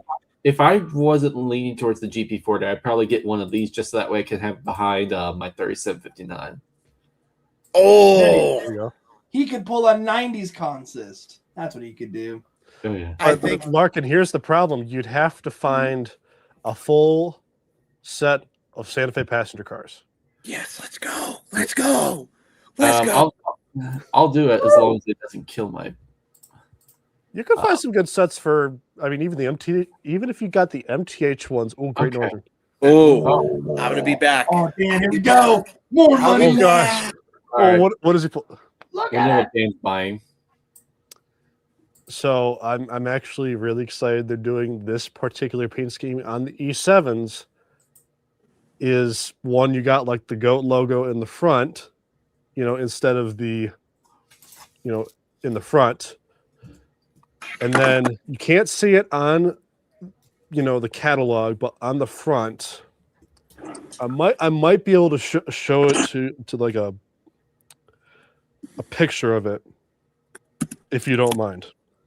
No, In the front, there's actually cursive lettering on And it which instead of one?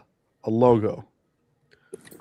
It's beautiful. Hopefully, And which one is it? This? Which one did you say was having the cursor? Great down? Northern. the Great Northern one.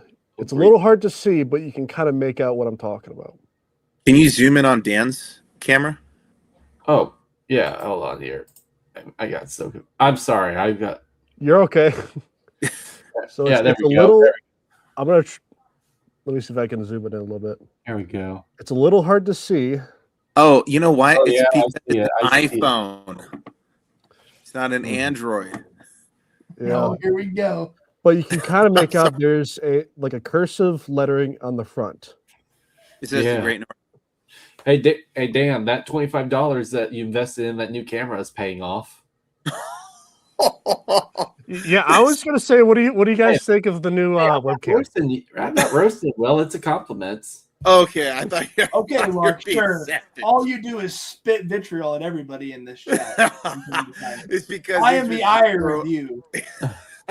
But in case you're wondering, yes, I am gonna get those Great Northern E7s, Yes. the full aviation. Oh, I was gonna say you better be getting the B unit. The B Oh, I unit- You will. have to. Oh, I will. Honestly, you have to. Even Yeah. though the Great Northern didn't use B units for E7s.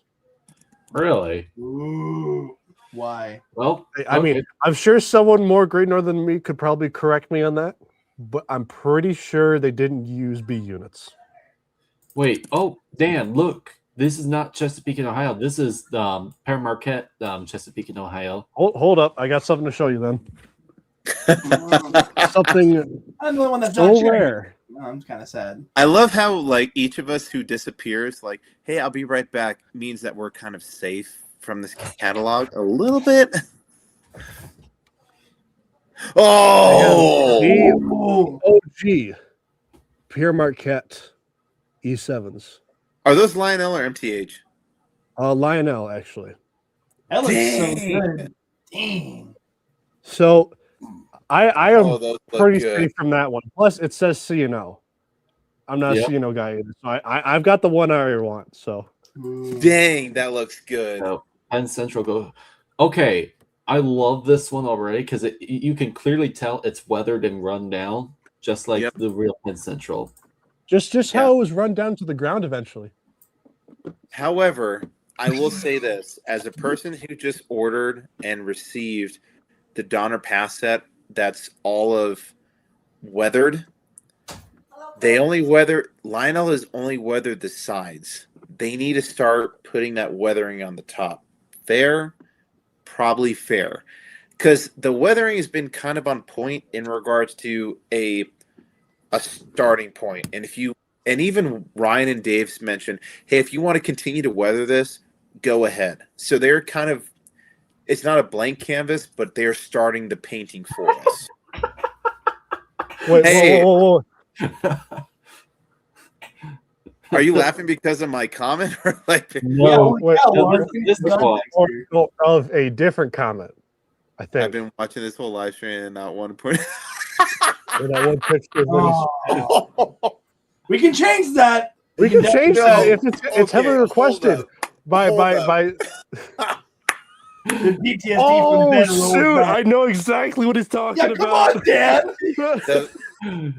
the feet gate. That's what we're calling it, Ben's feet gate. Oh my when we were watching it, I was down in the living room and Kat was in the kitchen, and she just heard what was happening. She's like, "What is happening?" And I was just having myself. I was like, words can't explain. So I had to wait until Ben posted it on YouTube, and she's like, "Oh, what's happening?" Yeah. Yeah, That that's is what I've insane. heard. I've heard that too. Yeah. No, hey, so hold up. He is 100% right.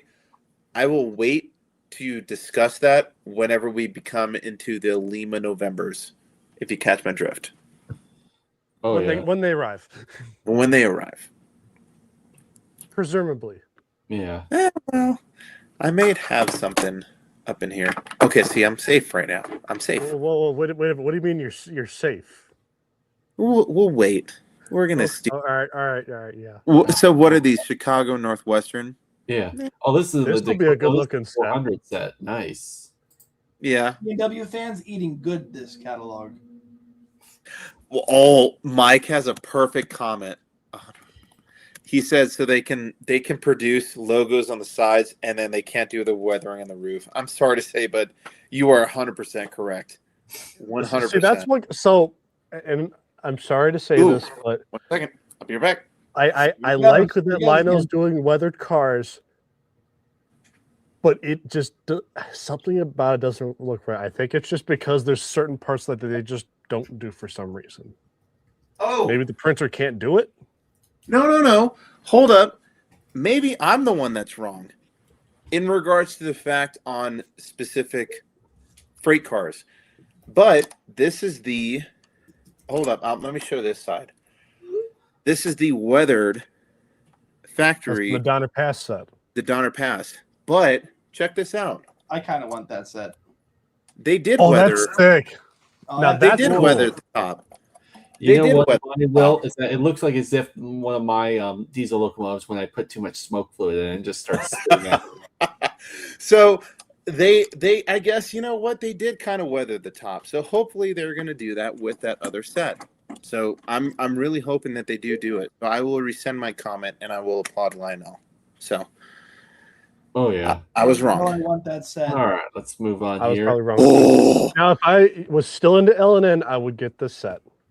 Ooh. Okay, I'm taking Hey. oh. All right, so I think it's safe to say that Will is getting the cars. Maybe not. Hey, they're lighted. Come on, Will, do it. So, as a person who already owns the this type of locomotive, we already own the Hummingbird, and the fact, like, so this is the type of locomotive that you're going to see. So this is the one that's, if I'm not mistaken, is in Bowling Green. Like, and Ben already mentioned like the fact that I wish that these both units were heavier. I do too. I've actually added weight in the other unit. Both of these units will be powered. Excuse me.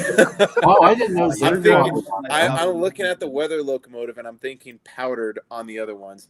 But when these came out, it was the Hummingbird. This is going to be different because this is the Dixie Flyer. So this is going to be really, really cool.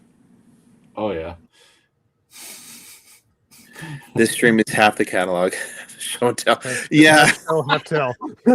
Which means, though, Matt, because we are safe. How big is Will's house? I'm starting to get concerned. You pulled out an example from every. Hold up. Almost everyone except because Larkin has the Allegheny. So far, I've almost. But oh yeah. Why are they saying lighted? Haven't there? Yep, you're 100%. You're. Well, 100%. they also said that they would have people in them, but Oh, Peoplegate. Wait, are the people going to light up? Maybe that's why it's there. When they finally put the people in, hey, who would you say the people light up? Dan, keep that comment. Hold on to that. We'll get to that.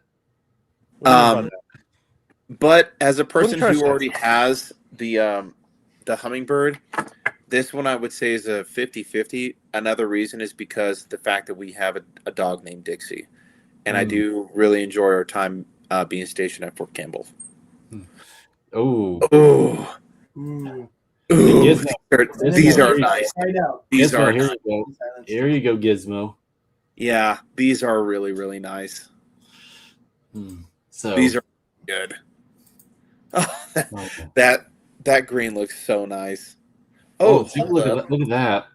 Look at least what on that front car is. What is that? I'm not a Southern guy, so I mean, at least this train doesn't do much for me. But I'm certainly sure others. It certainly does it for them.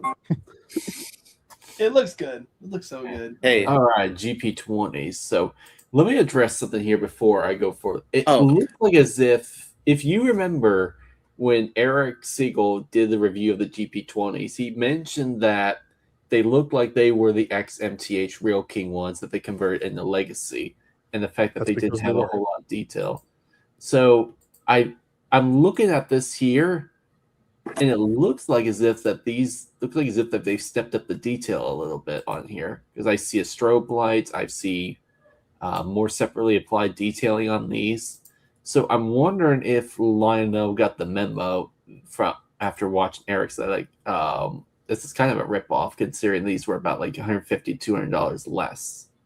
But anyways, that's my opinion. So I gotta say, if you're a Burlington Northern or a Southern Pacific guy, this catalog has been absolutely perfect for you so far because those two rares are getting a lot of love in this. All right, Wait, can we just please put up my lady Lionel's comment? Why did we skip the Southern so fast? okay, Come fine. on. All right, you want to go back? We'll do that. Wait. Here, Oh, yeah, listen, we're gonna go back just a little bit. Okay, there you got your 0.5 seconds of time. Oh, hold up, and then look at this I'm savage kidding. comment. Look at this savage. If your husband's on the live stream and then is watching my nephew. No, 100%. But I just had to put that out there because Cat's look favorite. at Datafied's comment. because we're already going long. Oh my God, we're hitting hard. Hey, but you're coming here for the show. You're coming here for Come for the show. No, you come here for the entertainment. That's right. Exactly. And you come here to see what Will pull out of his hat next. I think I'm done. I might be done because I do not have what Mike has been looking forward to. I don't have what Mike has been looking forward to. But serious question here, guys. This looks like as if they've stepped up the detail on these GP20s? Yeah, I agree. Sure they They look better, but I feel like it's gonna take a couple releases to really build back the trust, because I felt like the first time they did the GP20s, they really dropped the ball with him. So one thing I will say with the GP20s is, and I could be wrong about this, but the nose in particular seems a little too short compared to the prototypes. We need a long hood. Longer hood, not a long hood, longer hood. I know, Yeah. but All right. So are we done here on the GP20s? Because I'll move on. And then I mean, for the WP, yeah. It depends if Will All right, freight cars. is going to get these.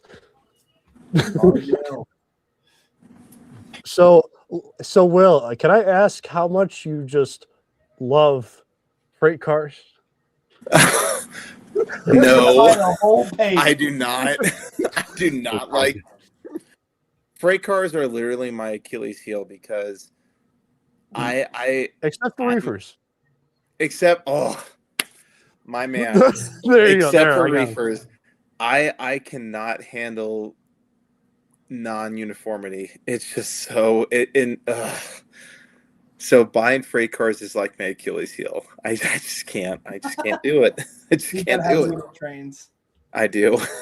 Sad. No. So Will, here's the thing. What bothers me is if I have the same type of car and same road name consistently. That's what drives me nuts. I can't wait to visit the layout because there's going to be a long PFE reefer train that you're going to see. So you don't have to bring the PFE train. You can run mine. Oh, okay. Oh, yeah. When I visit Detroit, there we go. Oh, okay. Look, Okay. I'm trying to save you I'm trying to save you some packing. I'm trying to save you some packing. I love it. All right. So Anyway, I know what Joker's buying just by looking at this. Oh, but there is a specific car that we should highlight, which is pretty incredible. That is right, the Vision Donkey car. Let's go. so here's I actually might pre-order this just because it's a donkey. Jack's I might Farm. actually pre-order it. Music cars have been based on real cars of common loads, but let's be real. The more funny the animal sounds, the more fun you'll have with enter Quilling Donkey. So as I don't know if anyone else grew up on a farm. So way back when I was a really young kid, growing up in Albuquerque on my Gami's farm, we actually had a donkey, and his name was Radar. And the reason we called him Radar was because of his big ears. And I loved hearing him, I think it's the term is called brain, a donkey brays and everything like that. This car is incredible. And the Jack's Donkey Farm, they kept the name of it nice. This is going to be a really cool car. And I think, I honestly, I kind of wish this came in a 3-pack. because I would buy the whole 3-pack. You do realize that would be like almost $1,000, but Well, then again, I don't yeah. hate it. Well, the older stock cars, when you had one stock car that was Vision, and then the other cars were, you can put cows and stuff like that. I do wish. Oh my gosh! So 3 stopped ones, loading, unloading, cleaning, sounds in motion, quilling donkeys. This is gonna be great. I can't wait. Does it mean like we can use the horn to just make a? So we can just like. Oh. I was gonna That was the wonder worst who is. impression I've ever heard, Lark. Well, That was I mean, well, not only that too, because so Lady Lionel and I, we've had property before, and the one animal that we wish that we kind of had was a donkey, because they're so cool, they're so loving, they're so nice. This is going to be one that comes home. I'm super excited for this one. Oh, yeah, look at Lady Lionel's hee-haw. I love it. I love it, baby. All right, everybody, we gotta spam pre-order this to Lionel saying make more. Yes, make more. I would have loved it. This was a 3-pack. We now need an elephant car. Actually, so I would argue if they put this in the Alligator Super set, I bet you it would just increase the sales. I just for the car. guarantee it. Oh gosh. There used to be a Christmas version of this car, Dominic the donkey, the Italian Christmas donkey. Oh man. I love it. I'm telling you, we need to feed Lionel these products. Just do this, do this. Whoever's okay. Let's give credit where it's due. Whoever thought of this needs to get a raise. They really do. So I think that this will be one of those items that sneaks underneath the cracks. This is going to be. I'll be honest. When I was going bam, bam, bam, bam, bam. It wasn't until I watched a couple of reviews where I was like, oh, this is a cool item. This is going to be great. This is awesome. So here's what I think all 4 of us should do. Let's get this set. The set or the car? Well, the cars I meant. The cars. I'll do it. Cars. I'll do it. I'll do it. Marcus. Oh, wait. So all 4 of us? I'll do it. Let's go. So for the first time in the show, we're all 4 of us are getting the same set. Let's go. We're gonna boost Lionel's sales by 4 sales. Dude, that's incredible just by itself. Heck yeah. Oh yeah. So I want to say this. For the boys. Okay, so let me be a little serious here for a second here for just a moment. So as much as we give Lionel crap, whether if it's about colors or wrong details or wrong sounds, you have to admit that Lionel sometimes it is self-aware of it, and sometimes they do stupid stuff just for the fun of it. And when they do that, we all get a kick out of it. Yep. So I'll give credit where it's due. They do come up with some funny things, and I think this was a brilliant one. And speaking of another one that's brilliant, I like this one, and I could just totally see Joker just going nuts up for these, and even the guys the drinkers, I could just totally see them just be like, you know what, I've had a long day, I'm just gonna put beer on the train, just have it delivered to me, and then have it go a couple round loops around, and then you know what, when I'm ready for the next drink, I'll have it stop and I'll have it delivered. Okay, so talking a little bit about the Lenny Lager, if this is what they're going for. Yeah, so, alcohol, not just trains, but now alcohol. Okay, so the whole premise on this, right? So there was I don't know how many people were sitting, but it was before the the Lionel seminar, and they just started handing out cans of beer. Hey, here you go. And if you know me, I am not the one that likes beer. However, I got a couple of cans. Lady Lionel, my wife, can tell you this stuff was pretty good. And honestly, everyone loved it. It's like, who loves Lenny? And then also on a can of beer, the fact that this is going to be on a flat car going around your layout, it's going to be a great idea. So I Now, blink blink twice. if you're in danger of bankruptcy. Oh my gosh. Yeah. You know, hey, I've got one kid and I've got another one on the way. That alone's already putting me in Which, trouble. by the way, congratulations. Love it. Thank you. Thank you. And Lady Lionel is 100% correct. She manages the finances. So all the stuff that she's going to rewatch this and she's like, all right, Will wants to order that and that and that and that. So, So speaking of things that Louisville, Nashville that light up. mm-hmm.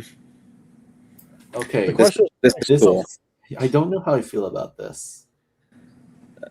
I know how I feel about it, but I'll wait for other comments.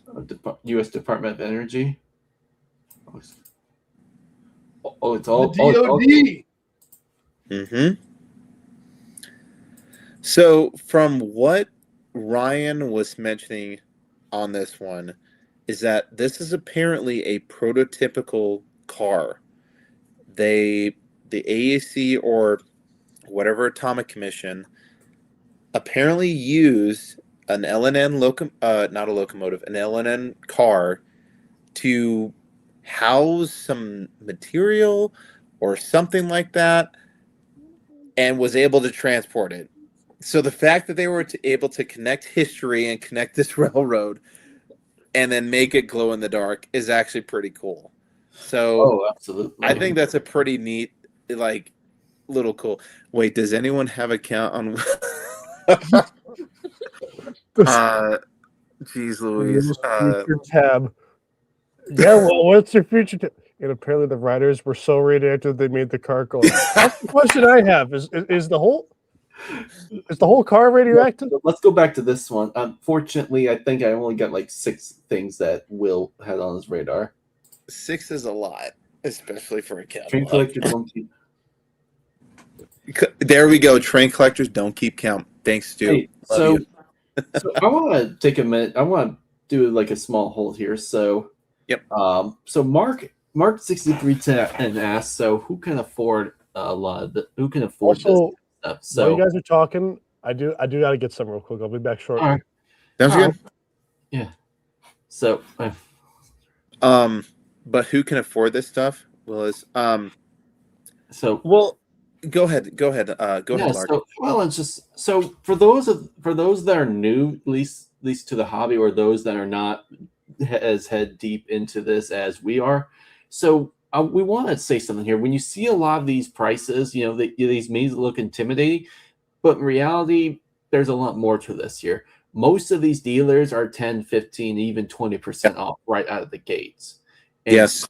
And if you're smart, if you find the right dealer, they can do, they can have you just do a small down payment now and then build it up over 9 months to 12 months.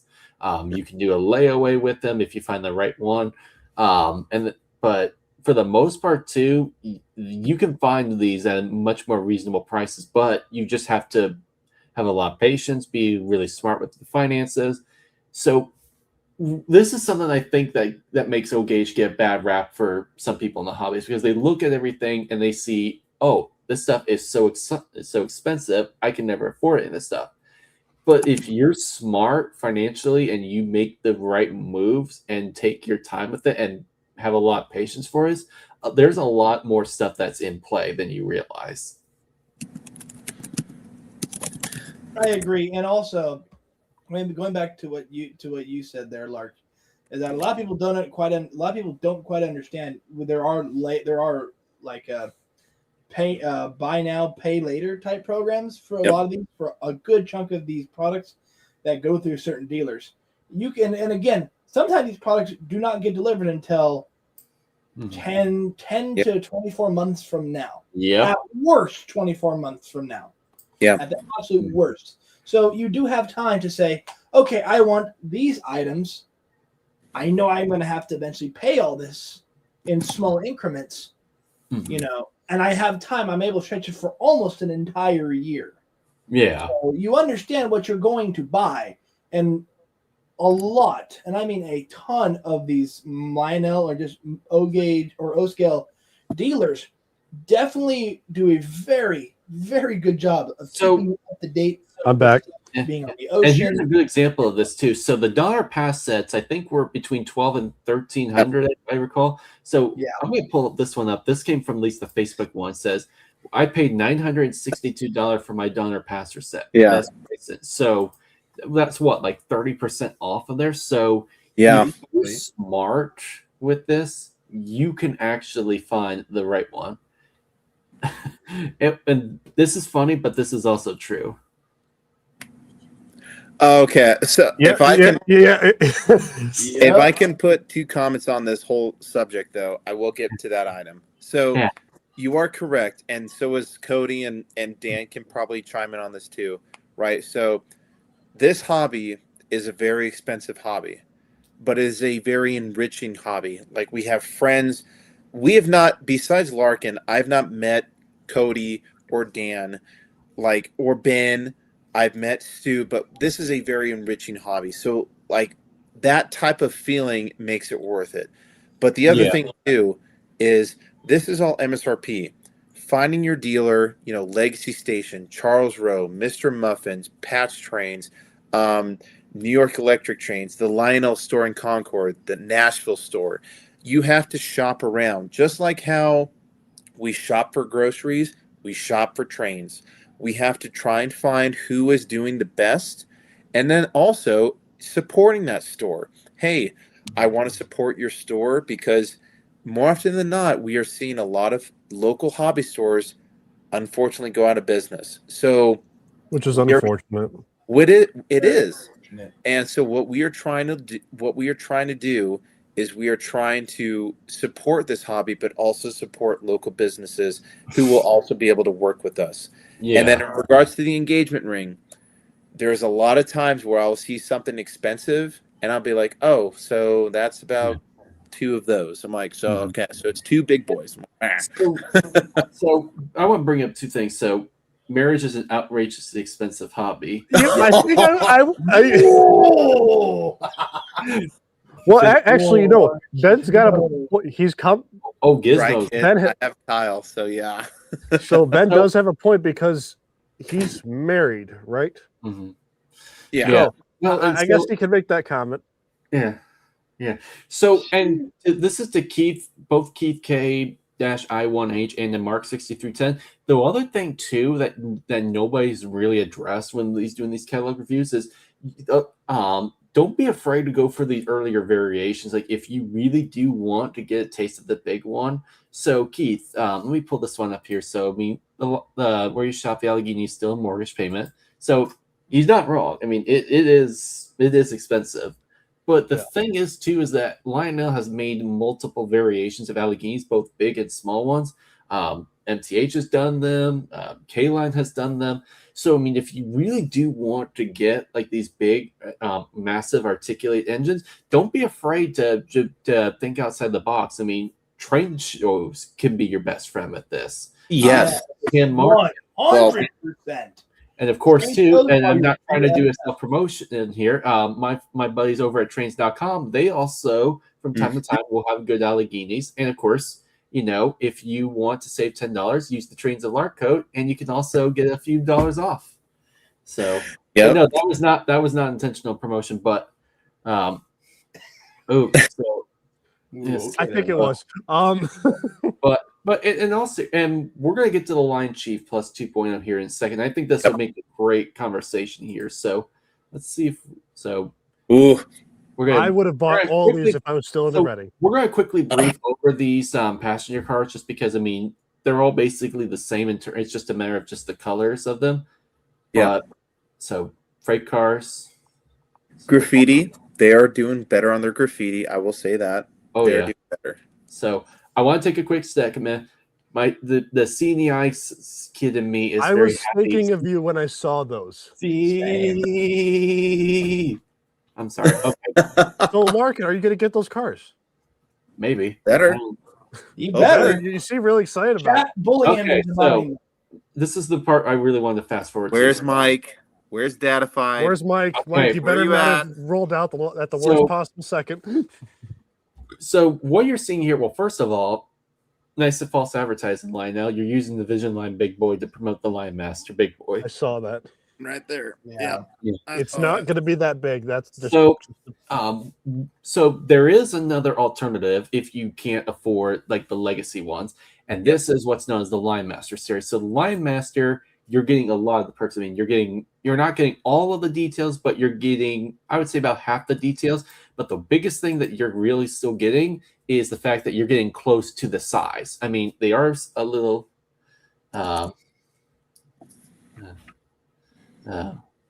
So. Mike's here. He's present, so he's waiting just to see what we have to talk about this big boy, which there's going to be a lot. Yeah. So back to what I was. So going back to what I was saying here was just the fact that you're still getting close to the big size of these. I think I remember Mike had said like they're about 29 inches in terms of like this, in terms of like how big they are, whereas like the Vision Line ones are 32 inches tall.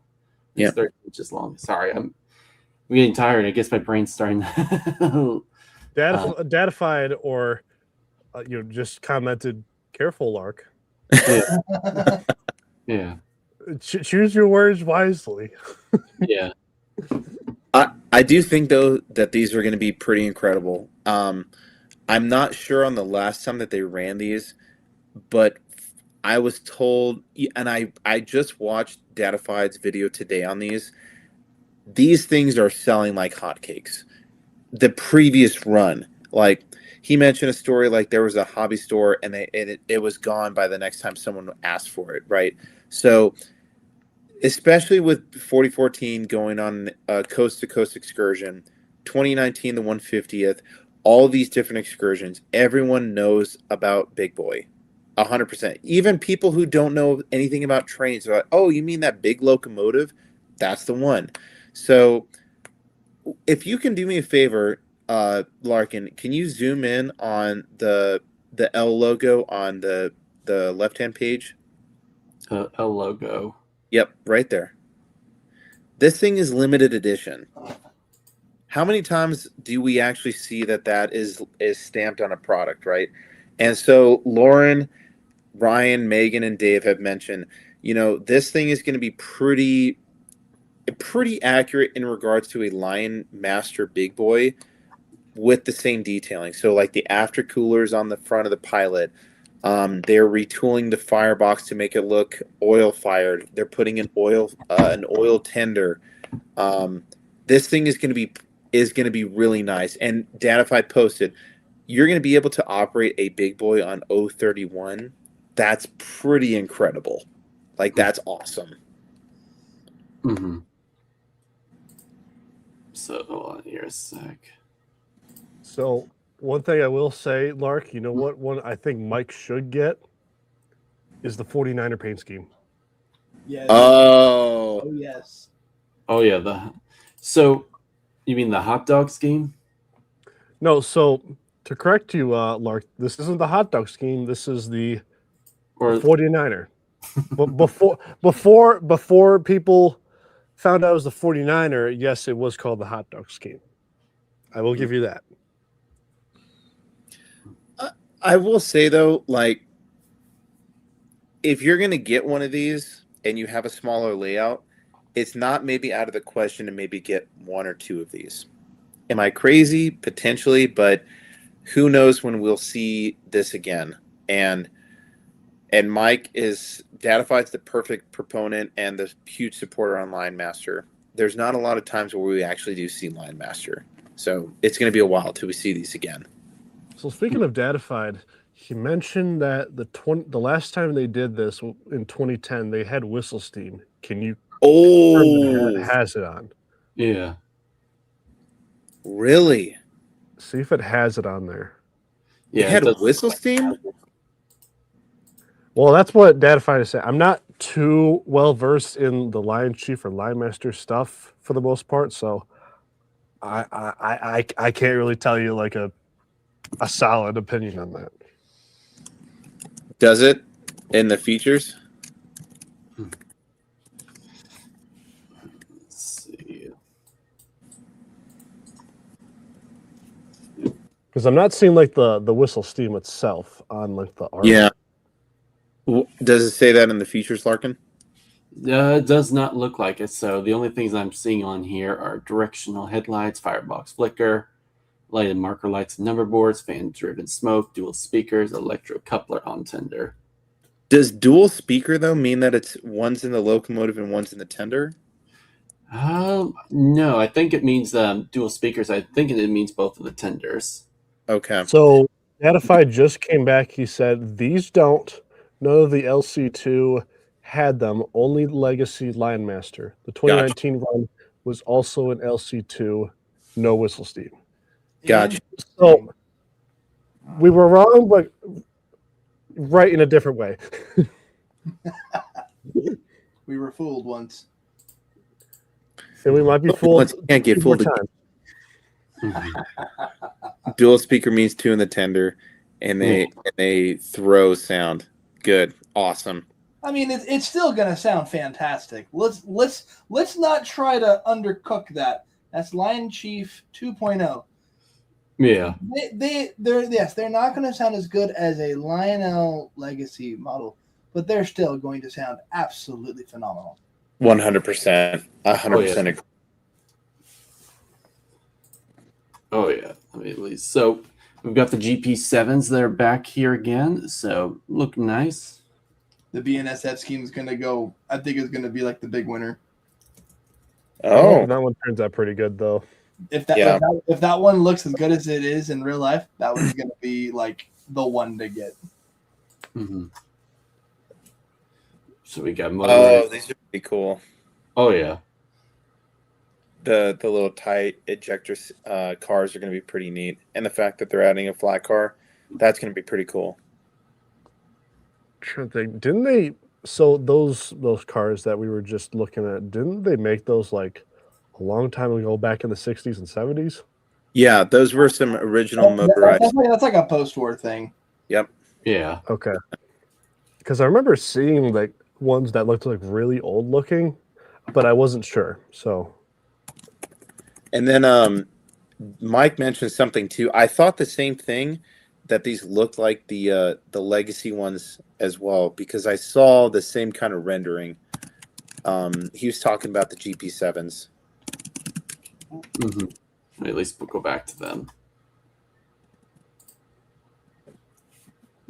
I thought that too, because at first glance, I thought that these were legacy. I really did. I'm wondering though if this is going to be kind of. Didn't MTH do a Rail King scale type of locomotives or something like that? Is this kind of something similar? Potentially, I'm not sure.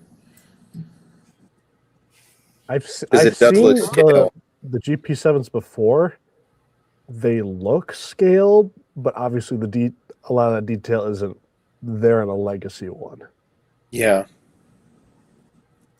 But like I said, I'm not well versed in like LC2 stuff or Lion Chief stuff, so I don't know. Yeah, Ives guys mentioned he's in the market for that AEC tie ejector, but he's going to wait. It's a good recommendation. I mean, because pre-ordering versus like when they come out, there'll be sales for sure. And yes, I love throwing out in a tie ejector car. I love throwing out my spent nuclear fuel rods. It's a great Oh, and dude, I've been watching a ton of Chernobyl, the stuff that was on HBO. It's like one of those crazes that you're like, oh, I'm gonna watch tornadoes and volcanoes and earthquakes. Oh, I'm gonna go to Chernobyl. Let's watch an absolute natural disaster. Yeah. So it's gonna be ejecting fuel rods, and like that'd be crazy if like you hooked up an AEC boxcar and then the Geiger counter, and then in the back's like, oh, 3.6 Ronkin. Not great, not terrible. No, listen. We live in the United States. Remember that, Will. We did not live in the Soviet Union. That is something strictly Soviet style. They're dumb enough to do that. Well, okay, so Code, Oh, The greatest thing about this catalog is that makes you as an adult feel like a kid again looking at all these stories. I know, right? yeah. So I think one it thing I was going to say, do it for me. pertaining to nuclear explosions, on more than one occasion, we almost blew ourselves off the map by I accident. understand that, but you know what? But it never got to the point where the Where it Soviet happened. Union had to come out and be like, "Hey, man, we might have messed up." Well, I mean, look, so kind of a sidetrack, but back early on when they were doing like nuclear testing, they accidentally dropped like 2 nuclear bombs in North Carolina, and Yeah. somehow they didn't blow up. There's like 10 missing nuclear weapons in the United States arsenal. Oh yeah, we know. Oh yeah. I know. Which reminds me, Lark, go back to those cars real quick. Sure. The biggest question is the one with the radioactive one, is it actually radioactive and does it blow up? Oh my gosh! Here we go. Does it have the impact sensor? Yeah. Damn, Does it have an explosion sound? Chugga, choo choo, boom! Oh, No, it would be a nuclear explosion. There would be I'm sorry. no Am I messed up for saying that? Yes, Dan, but we still love you. The ones still buried, lost in or somewhere, I believe. Yeah, Well, I buried. definitely know there was one of the nukes that was being transported by B-52 fell down. One of the igniters was bent, and it fell into a farm field, and the CIA bought the land to dispose of the nuclear weapon. So Wait, Lark, write that down. Write that down. Dude, you missed a couple of days ago, or a couple like the last time we were talking about tornadoes, and the fact that like the most recent EF5 tornado, and like what's the longest drought that we've been in? Like 12 years. It was like from 12 20 years, baby. 25. dude, and the fact that like tornadoes and trains were connected. Come on, like But that's kind of wild. That's kind of wild. you came here for trains. We're gonna educate you on some nerd stuff right now. Let's go. God is a foamer. No, someone has to monitor us on nerd meter somewhere in the chat or even just on the screen where it's like, how nerd is this going to get? We're we gonna can cover we're audience gonna on review nerdy the Lionel things. catalog. How is the Chernobyl series on HBO? Let's go. I'm playing Taken 7 right now with the 7. Woo! base. What an old school game! Heck yeah! Oh man, y'all are nuts. All right, here. So Don't worry, some Lark, more- you are too. You're not getting out of this scot free. Oh, Mm. can Oh. we mention something about the ready to run sets that I Yes. think that we're all kind of If you think it deserves a spot, yes. okay. we need to address this. Yep. Okay, so So go ahead, Will. no. I'll let you go first. So I'm trying to be as nice as possible as I can about this. This troubles me, and here's the reason why.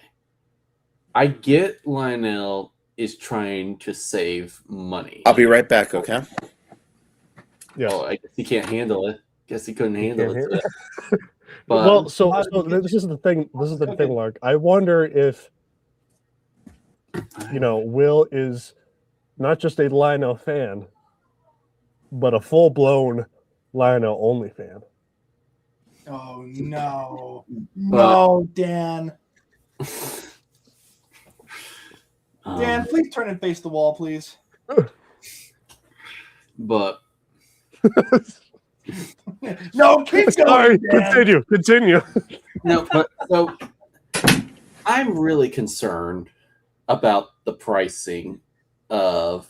I'm really concerned, at least, about the way that they're cutting corners, because I can understand them not doing the remote, because with Bluetooth everywhere and everyone has easy access to a phone or a tablet that has it.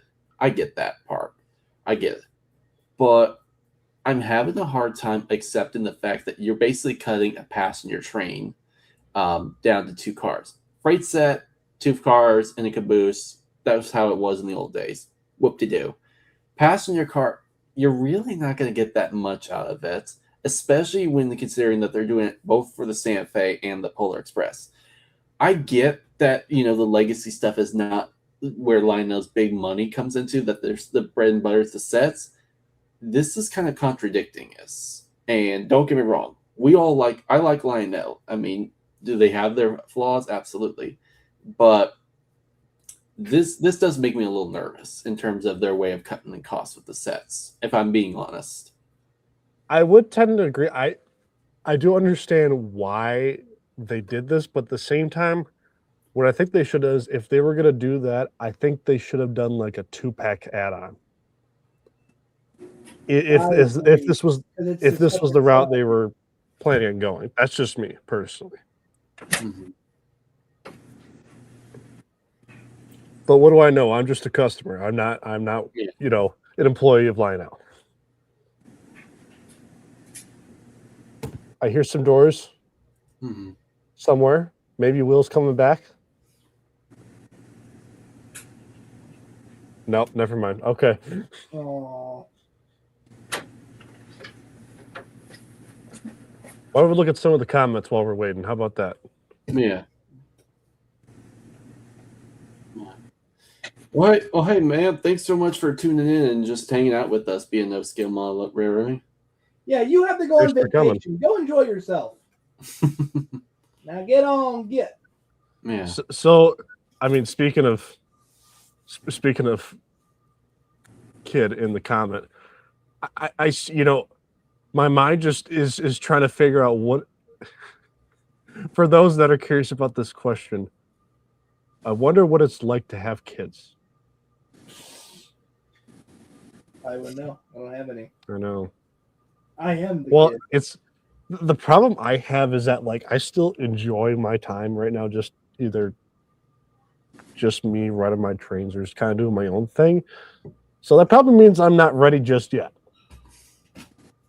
I could be wrong. Well, hey, man, Gold standard says expensive. Yeah. I think you might be right. Time and money. Well, I think that was a given right off the bat. What else is in here? Mm-hmm.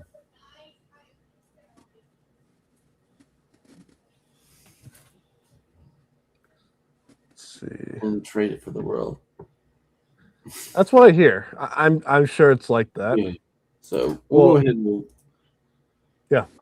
Okay. This is nice. I like the little cute 040s that are back. Yes. So I will say, I think the one that's going to get the most sales, zoom right into the right page, towards that black one right there. The Lionel Lines one. That's going to sell the most, in my opinion. Just basing off of history. The Pennsylvania, like the yellow one. Yeah, that's very unique. Yeah. Sorry about that. Kyle actually ended up getting a little sick, so I haven't but he's okay. It's just normal 1-year-old kind of stuff. So Will, you missed it. In regards to the discussion on the fact that we went down one freight car and we're losing a remote. Oh no, it was better than that. So when you went off screen, I was like, because I think Lark was joking about, he doesn't want to hear anything bad about Lionel, and I said, I don't, Lark, I'm starting to think, I don't think he just really likes Lionel. I think he's a Lionel only fan. And then I told him to turn the wall. So all right. Here's one thing though. I mentioned this to Kat, and she does all the finances. She's very smart in regards to money and stuff like this. And I was even starting to think a little bit about some of the things, right? So we are losing one car and one remote in the ready to run sets. However, we have seen a decrease in passenger car prices. So I don't know how economics works. I was a geology and geophysics major, and I know stuff about rocks. I don't know stuff about money. I know how to spend it. I don't know how to. That's all I know. But All I can say is I'm kind of on the fence about some of this stuff, right? Where I will say on the Lion Chief, I'm happy if you purchase a Lion Chief set in the past versus the future, but just acknowledging the fact that you're going to get a little bit less now than you would then. I mean, they are going to be really pushing the fact on this Lionel remote, which I got a new phone. I haven't really downloaded it yet, so excuse me. But I do think there's pros and cons. I think that we've seen a decrease in prices on the stuff that sells, and potentially they're lessening the price on stuff that may sit a while. I'm not sure, but it is different. I will say that, and that's all I'll say about that. So kind of relating to that question, Gizmo Trains just said, "See what I said? Less Lion Chief, cheaper legacy prices." Yeah, and I will say though too, like when Kyle starts getting into, he loves his battery operated. He already kind of has a couple of legacy stuff, but he doesn't really know what it is.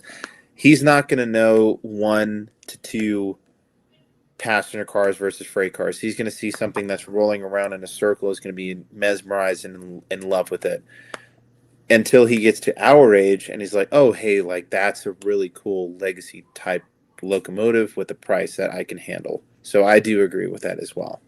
So speaking of, Kyle, I want to add something, because you exposed him to 4014 and maybe some other real life, events. He might end up like me, where he wants to chase a train, build a prototypical consist, and who knows what else. I will say this: everything that is on the shelf or on the walls is eventually going to be Kyle's, and if we have more kids, like it's going to be theirs, like 100%. Like chasing 4014. I thought you were going to go on the fence on and saying like, well, he saw 4014, so he needs a Line Master 4014. But like, well, I see what you're saying, and I will raise you. Yeah, I will raise that's not the you. issue. I'm just making the case that he might turn out like me in a way where he just likes all the traits. Every bit of it. He's going to look at the catalog and he's going to say like, now granted, this is a perfect one too. He's like, Dad, do you see this? Yeah, I did. I want all of it. I'm like, what? Well, then he'll correct yourself. Well, not actually all of it, but these particular ones. No, he's gonna want it so much. But sorry, Larkin, that we went on this rant. I know, but it is. I know I missed a lot, but in the other sense too, you're able to control it on base 3, universal remote, and the Lion Chief app. So, you're not getting a remote, but you're able to still control your train. So I will say on that. And now I'm done. I'm off my soapbox. Okay, all right, yeah. All right, so just for the sake of time, we'll go through these rather quickly here. So we've got Conrail 50th anniversary. So we've got Auto Racks. We got a jet blower. We got some neat Star Wars stuff. I like this. I think this looks cool. Agreed. If you're a Star Wars nerd, you probably should get these. And then Harry Potter sets. So, Larkin, I do wish Lionel would bring back, basically the Hogwarts Express, engine, but in a more prototypical paint scheme in cars, like they did some time ago. Oh yeah. But that's just me. I would personally buy that if that was the case. Can we also see that it's the 25 years of Magic, and wouldn't it be an incredible? Oh my God, I didn't even see that. Oh gosh, wouldn't it be fans are going to go after me now if we saw a Legacy Hogwarts Express in Volume 2? Oh, that would be nice with some prototypical variations. Yeah, scale Hogwarts Express. I would buy that, and I'm not even a Harry Potter fan. I just like the train, but I would buy that. and a Station Sounds dining card. Like, I'm Harry Potter. Like, I would buy that and just watch the movie and just watch the scenes for that one part. No. Here's what you should do: is you should build a loop in front of the screen and just have the train going on for the duration of the movie. So just for the sake of time, I'm going to fast forward to the Christmas section here. Sure. Yeah. Because we are running low on time. So I did want to say this for the battery set while I'm doing this. How about the fact that we've got GP60s made in the battery sets? Those are really cool. And battery operated. If you have small kids, great product. Oh, now, Will, this is what you should actually get for a brass hybrid. These are really cool. This is pretty nice. This is pretty cool. I do have to ask, do you have a Polar Express at all? We have 2. Okay. Yeah. We don't need 3, Dan. Well, you need this. Whoa, you're not go back. Whoa, go back. Whoa. That's a good set. Let's actually look at the diesels first. I'm actually just I haven't looked at these. This is I think this is my first time actually seeing this set in particular.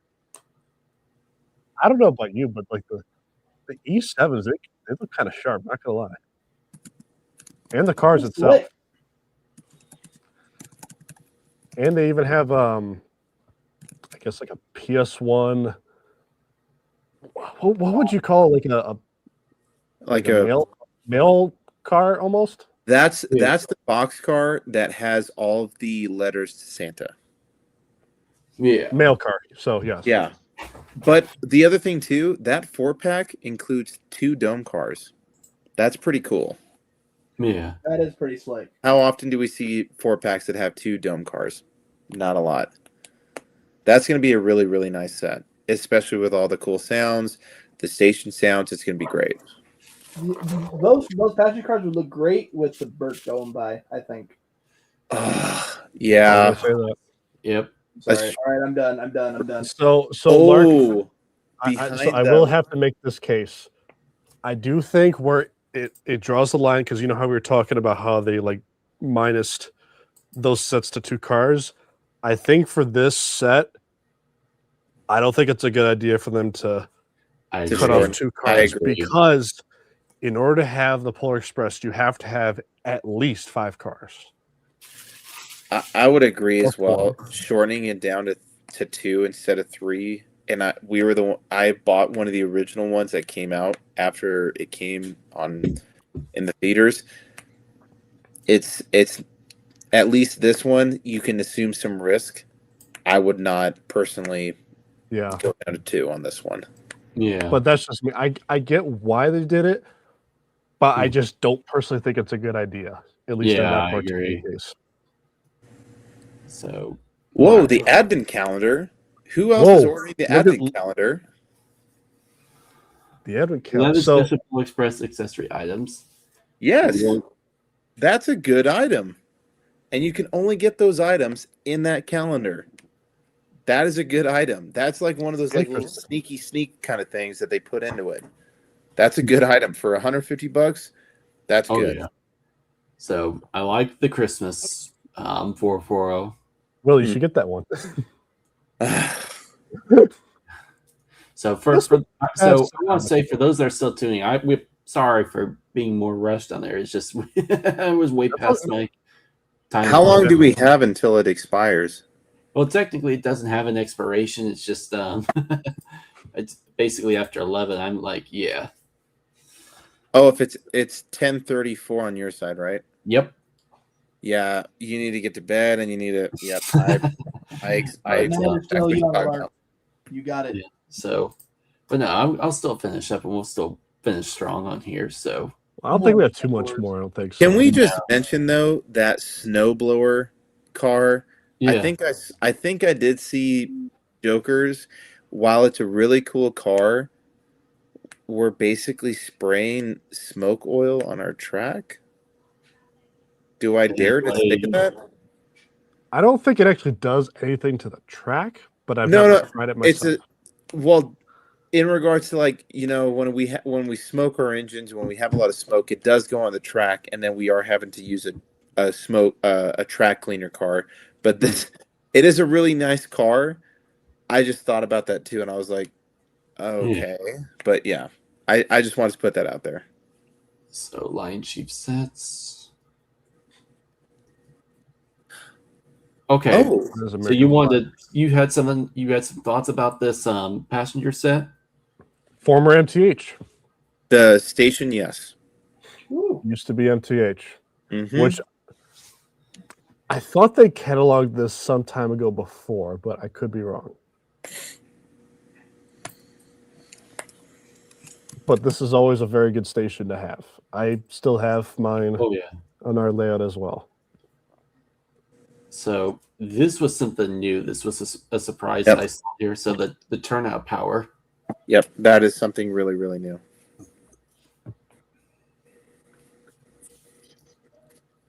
So we're Well- almost done here. Well, going back to that though, doesn't that mean that's like the new hip topic that Dave was mentioning is this whole power control add-on kit, which is it's not backwards compatible, but you can add that to any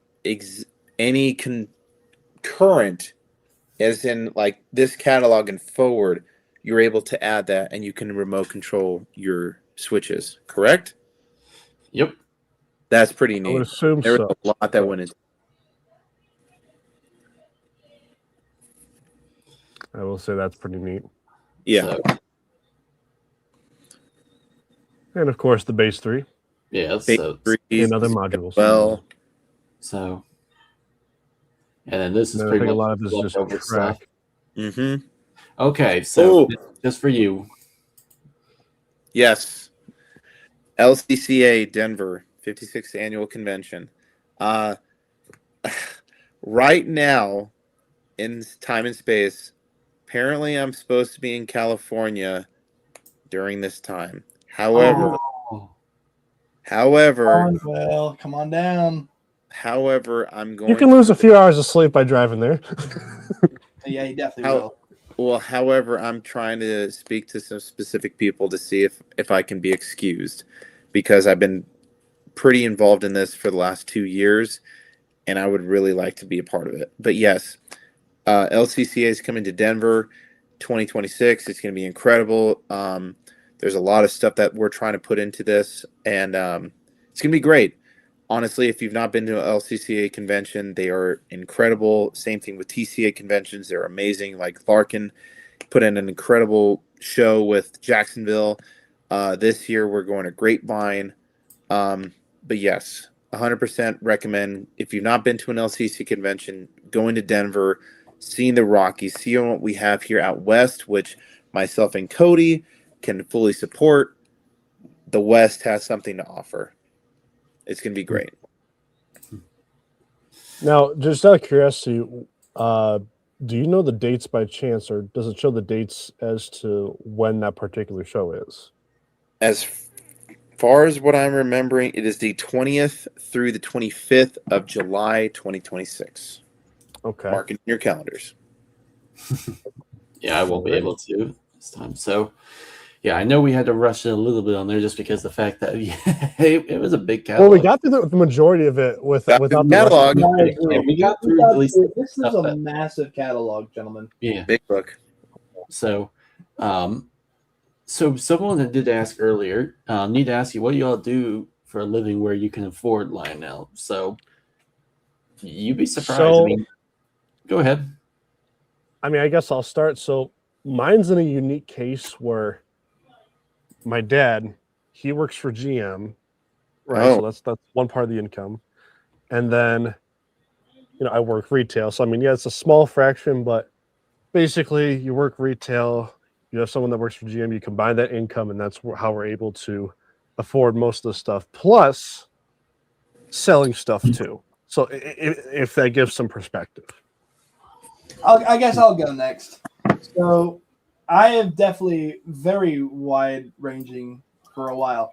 So when I first got back into collecting in 2021, I used to be a fiber optic cable technician, working out of the Dallas-Fort Worth area.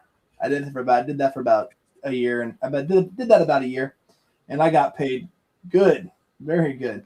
Then I came back to California because that was COVID time, and my mom and my dad have potentially health issues that COVID could definitely complicate. So I came home willingly, and my boss said, "If you ever want to come back, you can." And then after that, I actually then went on to work for the actual railroad, or Union Pacific, if you know. But now, I was gonna make a comment, but yeah, continue. make a comment. I'll make plenty of freaking comments about UP. We won't get there right now. But now I'm now an instructional assistant working at a high school right now, looking to soon be hired on as teacher. Awesome. Based. Dude, that's awesome. And then I did post out, but currently serving active duty as a captain over here at Fort Carson. And I've been there myself.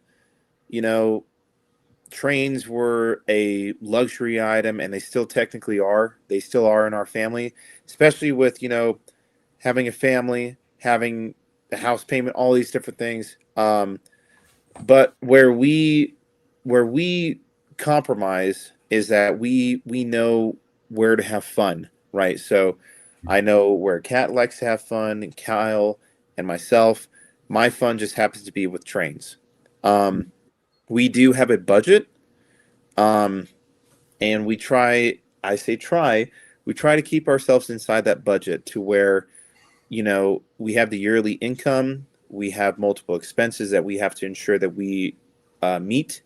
But at the same time, if there are specific items, and we've been there plenty of times before, there's been an item that I've wanted that I've not purchased that I end up trying to find on the back half.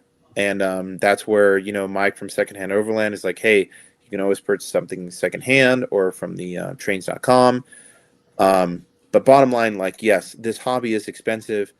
It's very enriched. It's very awesome. I will say that because, we're joined with so many people. So that's where I'll put my 2 cents on that. And then Lark, I think you're next. Yeah, I'm basically just an insurance guy, so I mean, I don't make that much money off of it. I just make a lot of smart decisions. You definitely make a little bit more money than me. I will say that. So. Yeah, but I don't really like going around just talking much about it, just because at the end of the day, it's a standard kind of job, at least for someone like in their mid-30s, at least in terms of what I do. So, but it's just.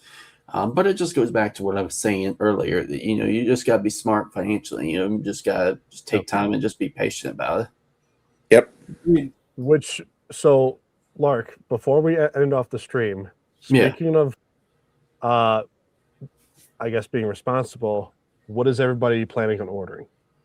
Ooh, the GP40. I'll go right now. I'll tell you exactly what I want right now. Go ahead. Okay, so first off, the Union Pacific ethanol train set hopper, the hopper, hopper. I'm definitely buying that. I actually bought that on pre-order. I am also getting the ethanol train. Okay. And I'm definitely going to buy a bunch of the 3-car add-ons and probably about 2 or 3 Vision Line tanks. I don't know which one they're going to be. And I'm really considering getting. Well, I mean, I already said we're gonna be buying the donkey car, right, guys? That's the plan. All 4 of us. We're all 4 of us are gonna buy the donkey cars. Either the 250 440 or the U.S. military one. I'm gonna buy. Gotcha. Yeah. Dan, you want to go next? Sure. So. Of course, I'll definitely be getting 2102. Shocker. You better, Dan. And then I'm planning on getting the whole AFT set with money. I'm either thinking like number 250 or number 1, though I'm kind of leaning more towards 250. Yeah. And then the Lionel Legacy Great Northern E7s. Okay. The donkey cars, 100%, and then hopefully 2 of the Burlington Northern GP40s. Oof. Hopefully. Dang. Forgot about those. Did I mention I was selling a lot? So, in case you guys pay attention to our sales, be prepared. Yeah. Lark, do you want to go last, or you want to say I mean, the 40, I'm most likely gonna try at least get one of them. I've got my eyes on the CSX one, but I will try to definitely get the donkey one. I just think that's just absolutely funny. Honestly, I'll put it this way, Lark.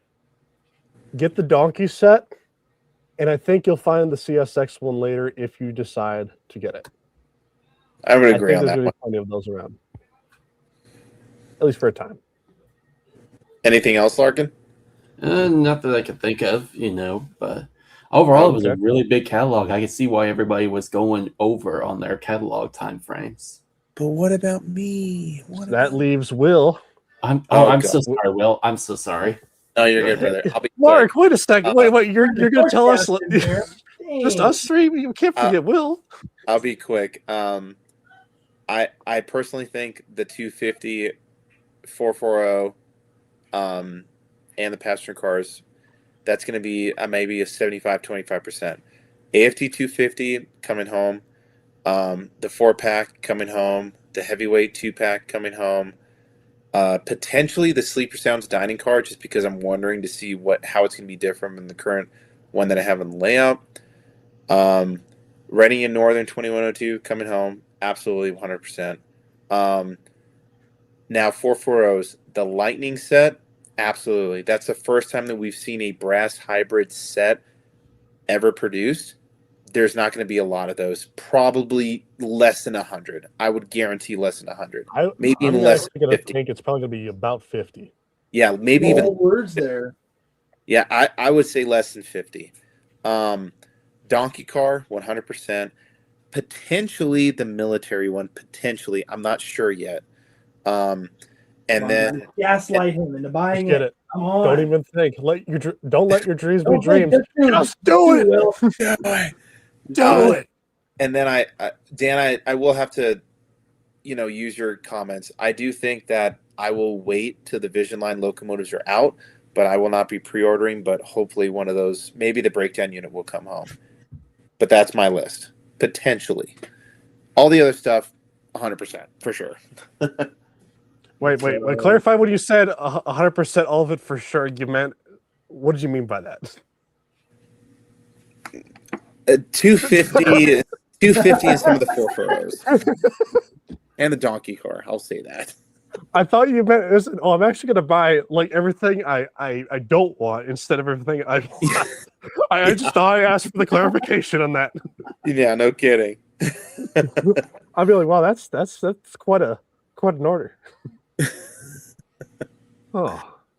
Well, but yeah, that's everything that we're ordering. And Larkin, until the next time, the boys are back in town. Yeah, absolutely. Well, thank you guys so much for tuning in the first episode of the Trains of Lark show. I really do appreciate it, and thank you guys so much for thank you guys all so much for tuning in. I know I went a little bit late in terms of this, but you guys enjoy, and I'll see you on the next episode. Later. Have a great night. Great night. Hey, stay here, guys.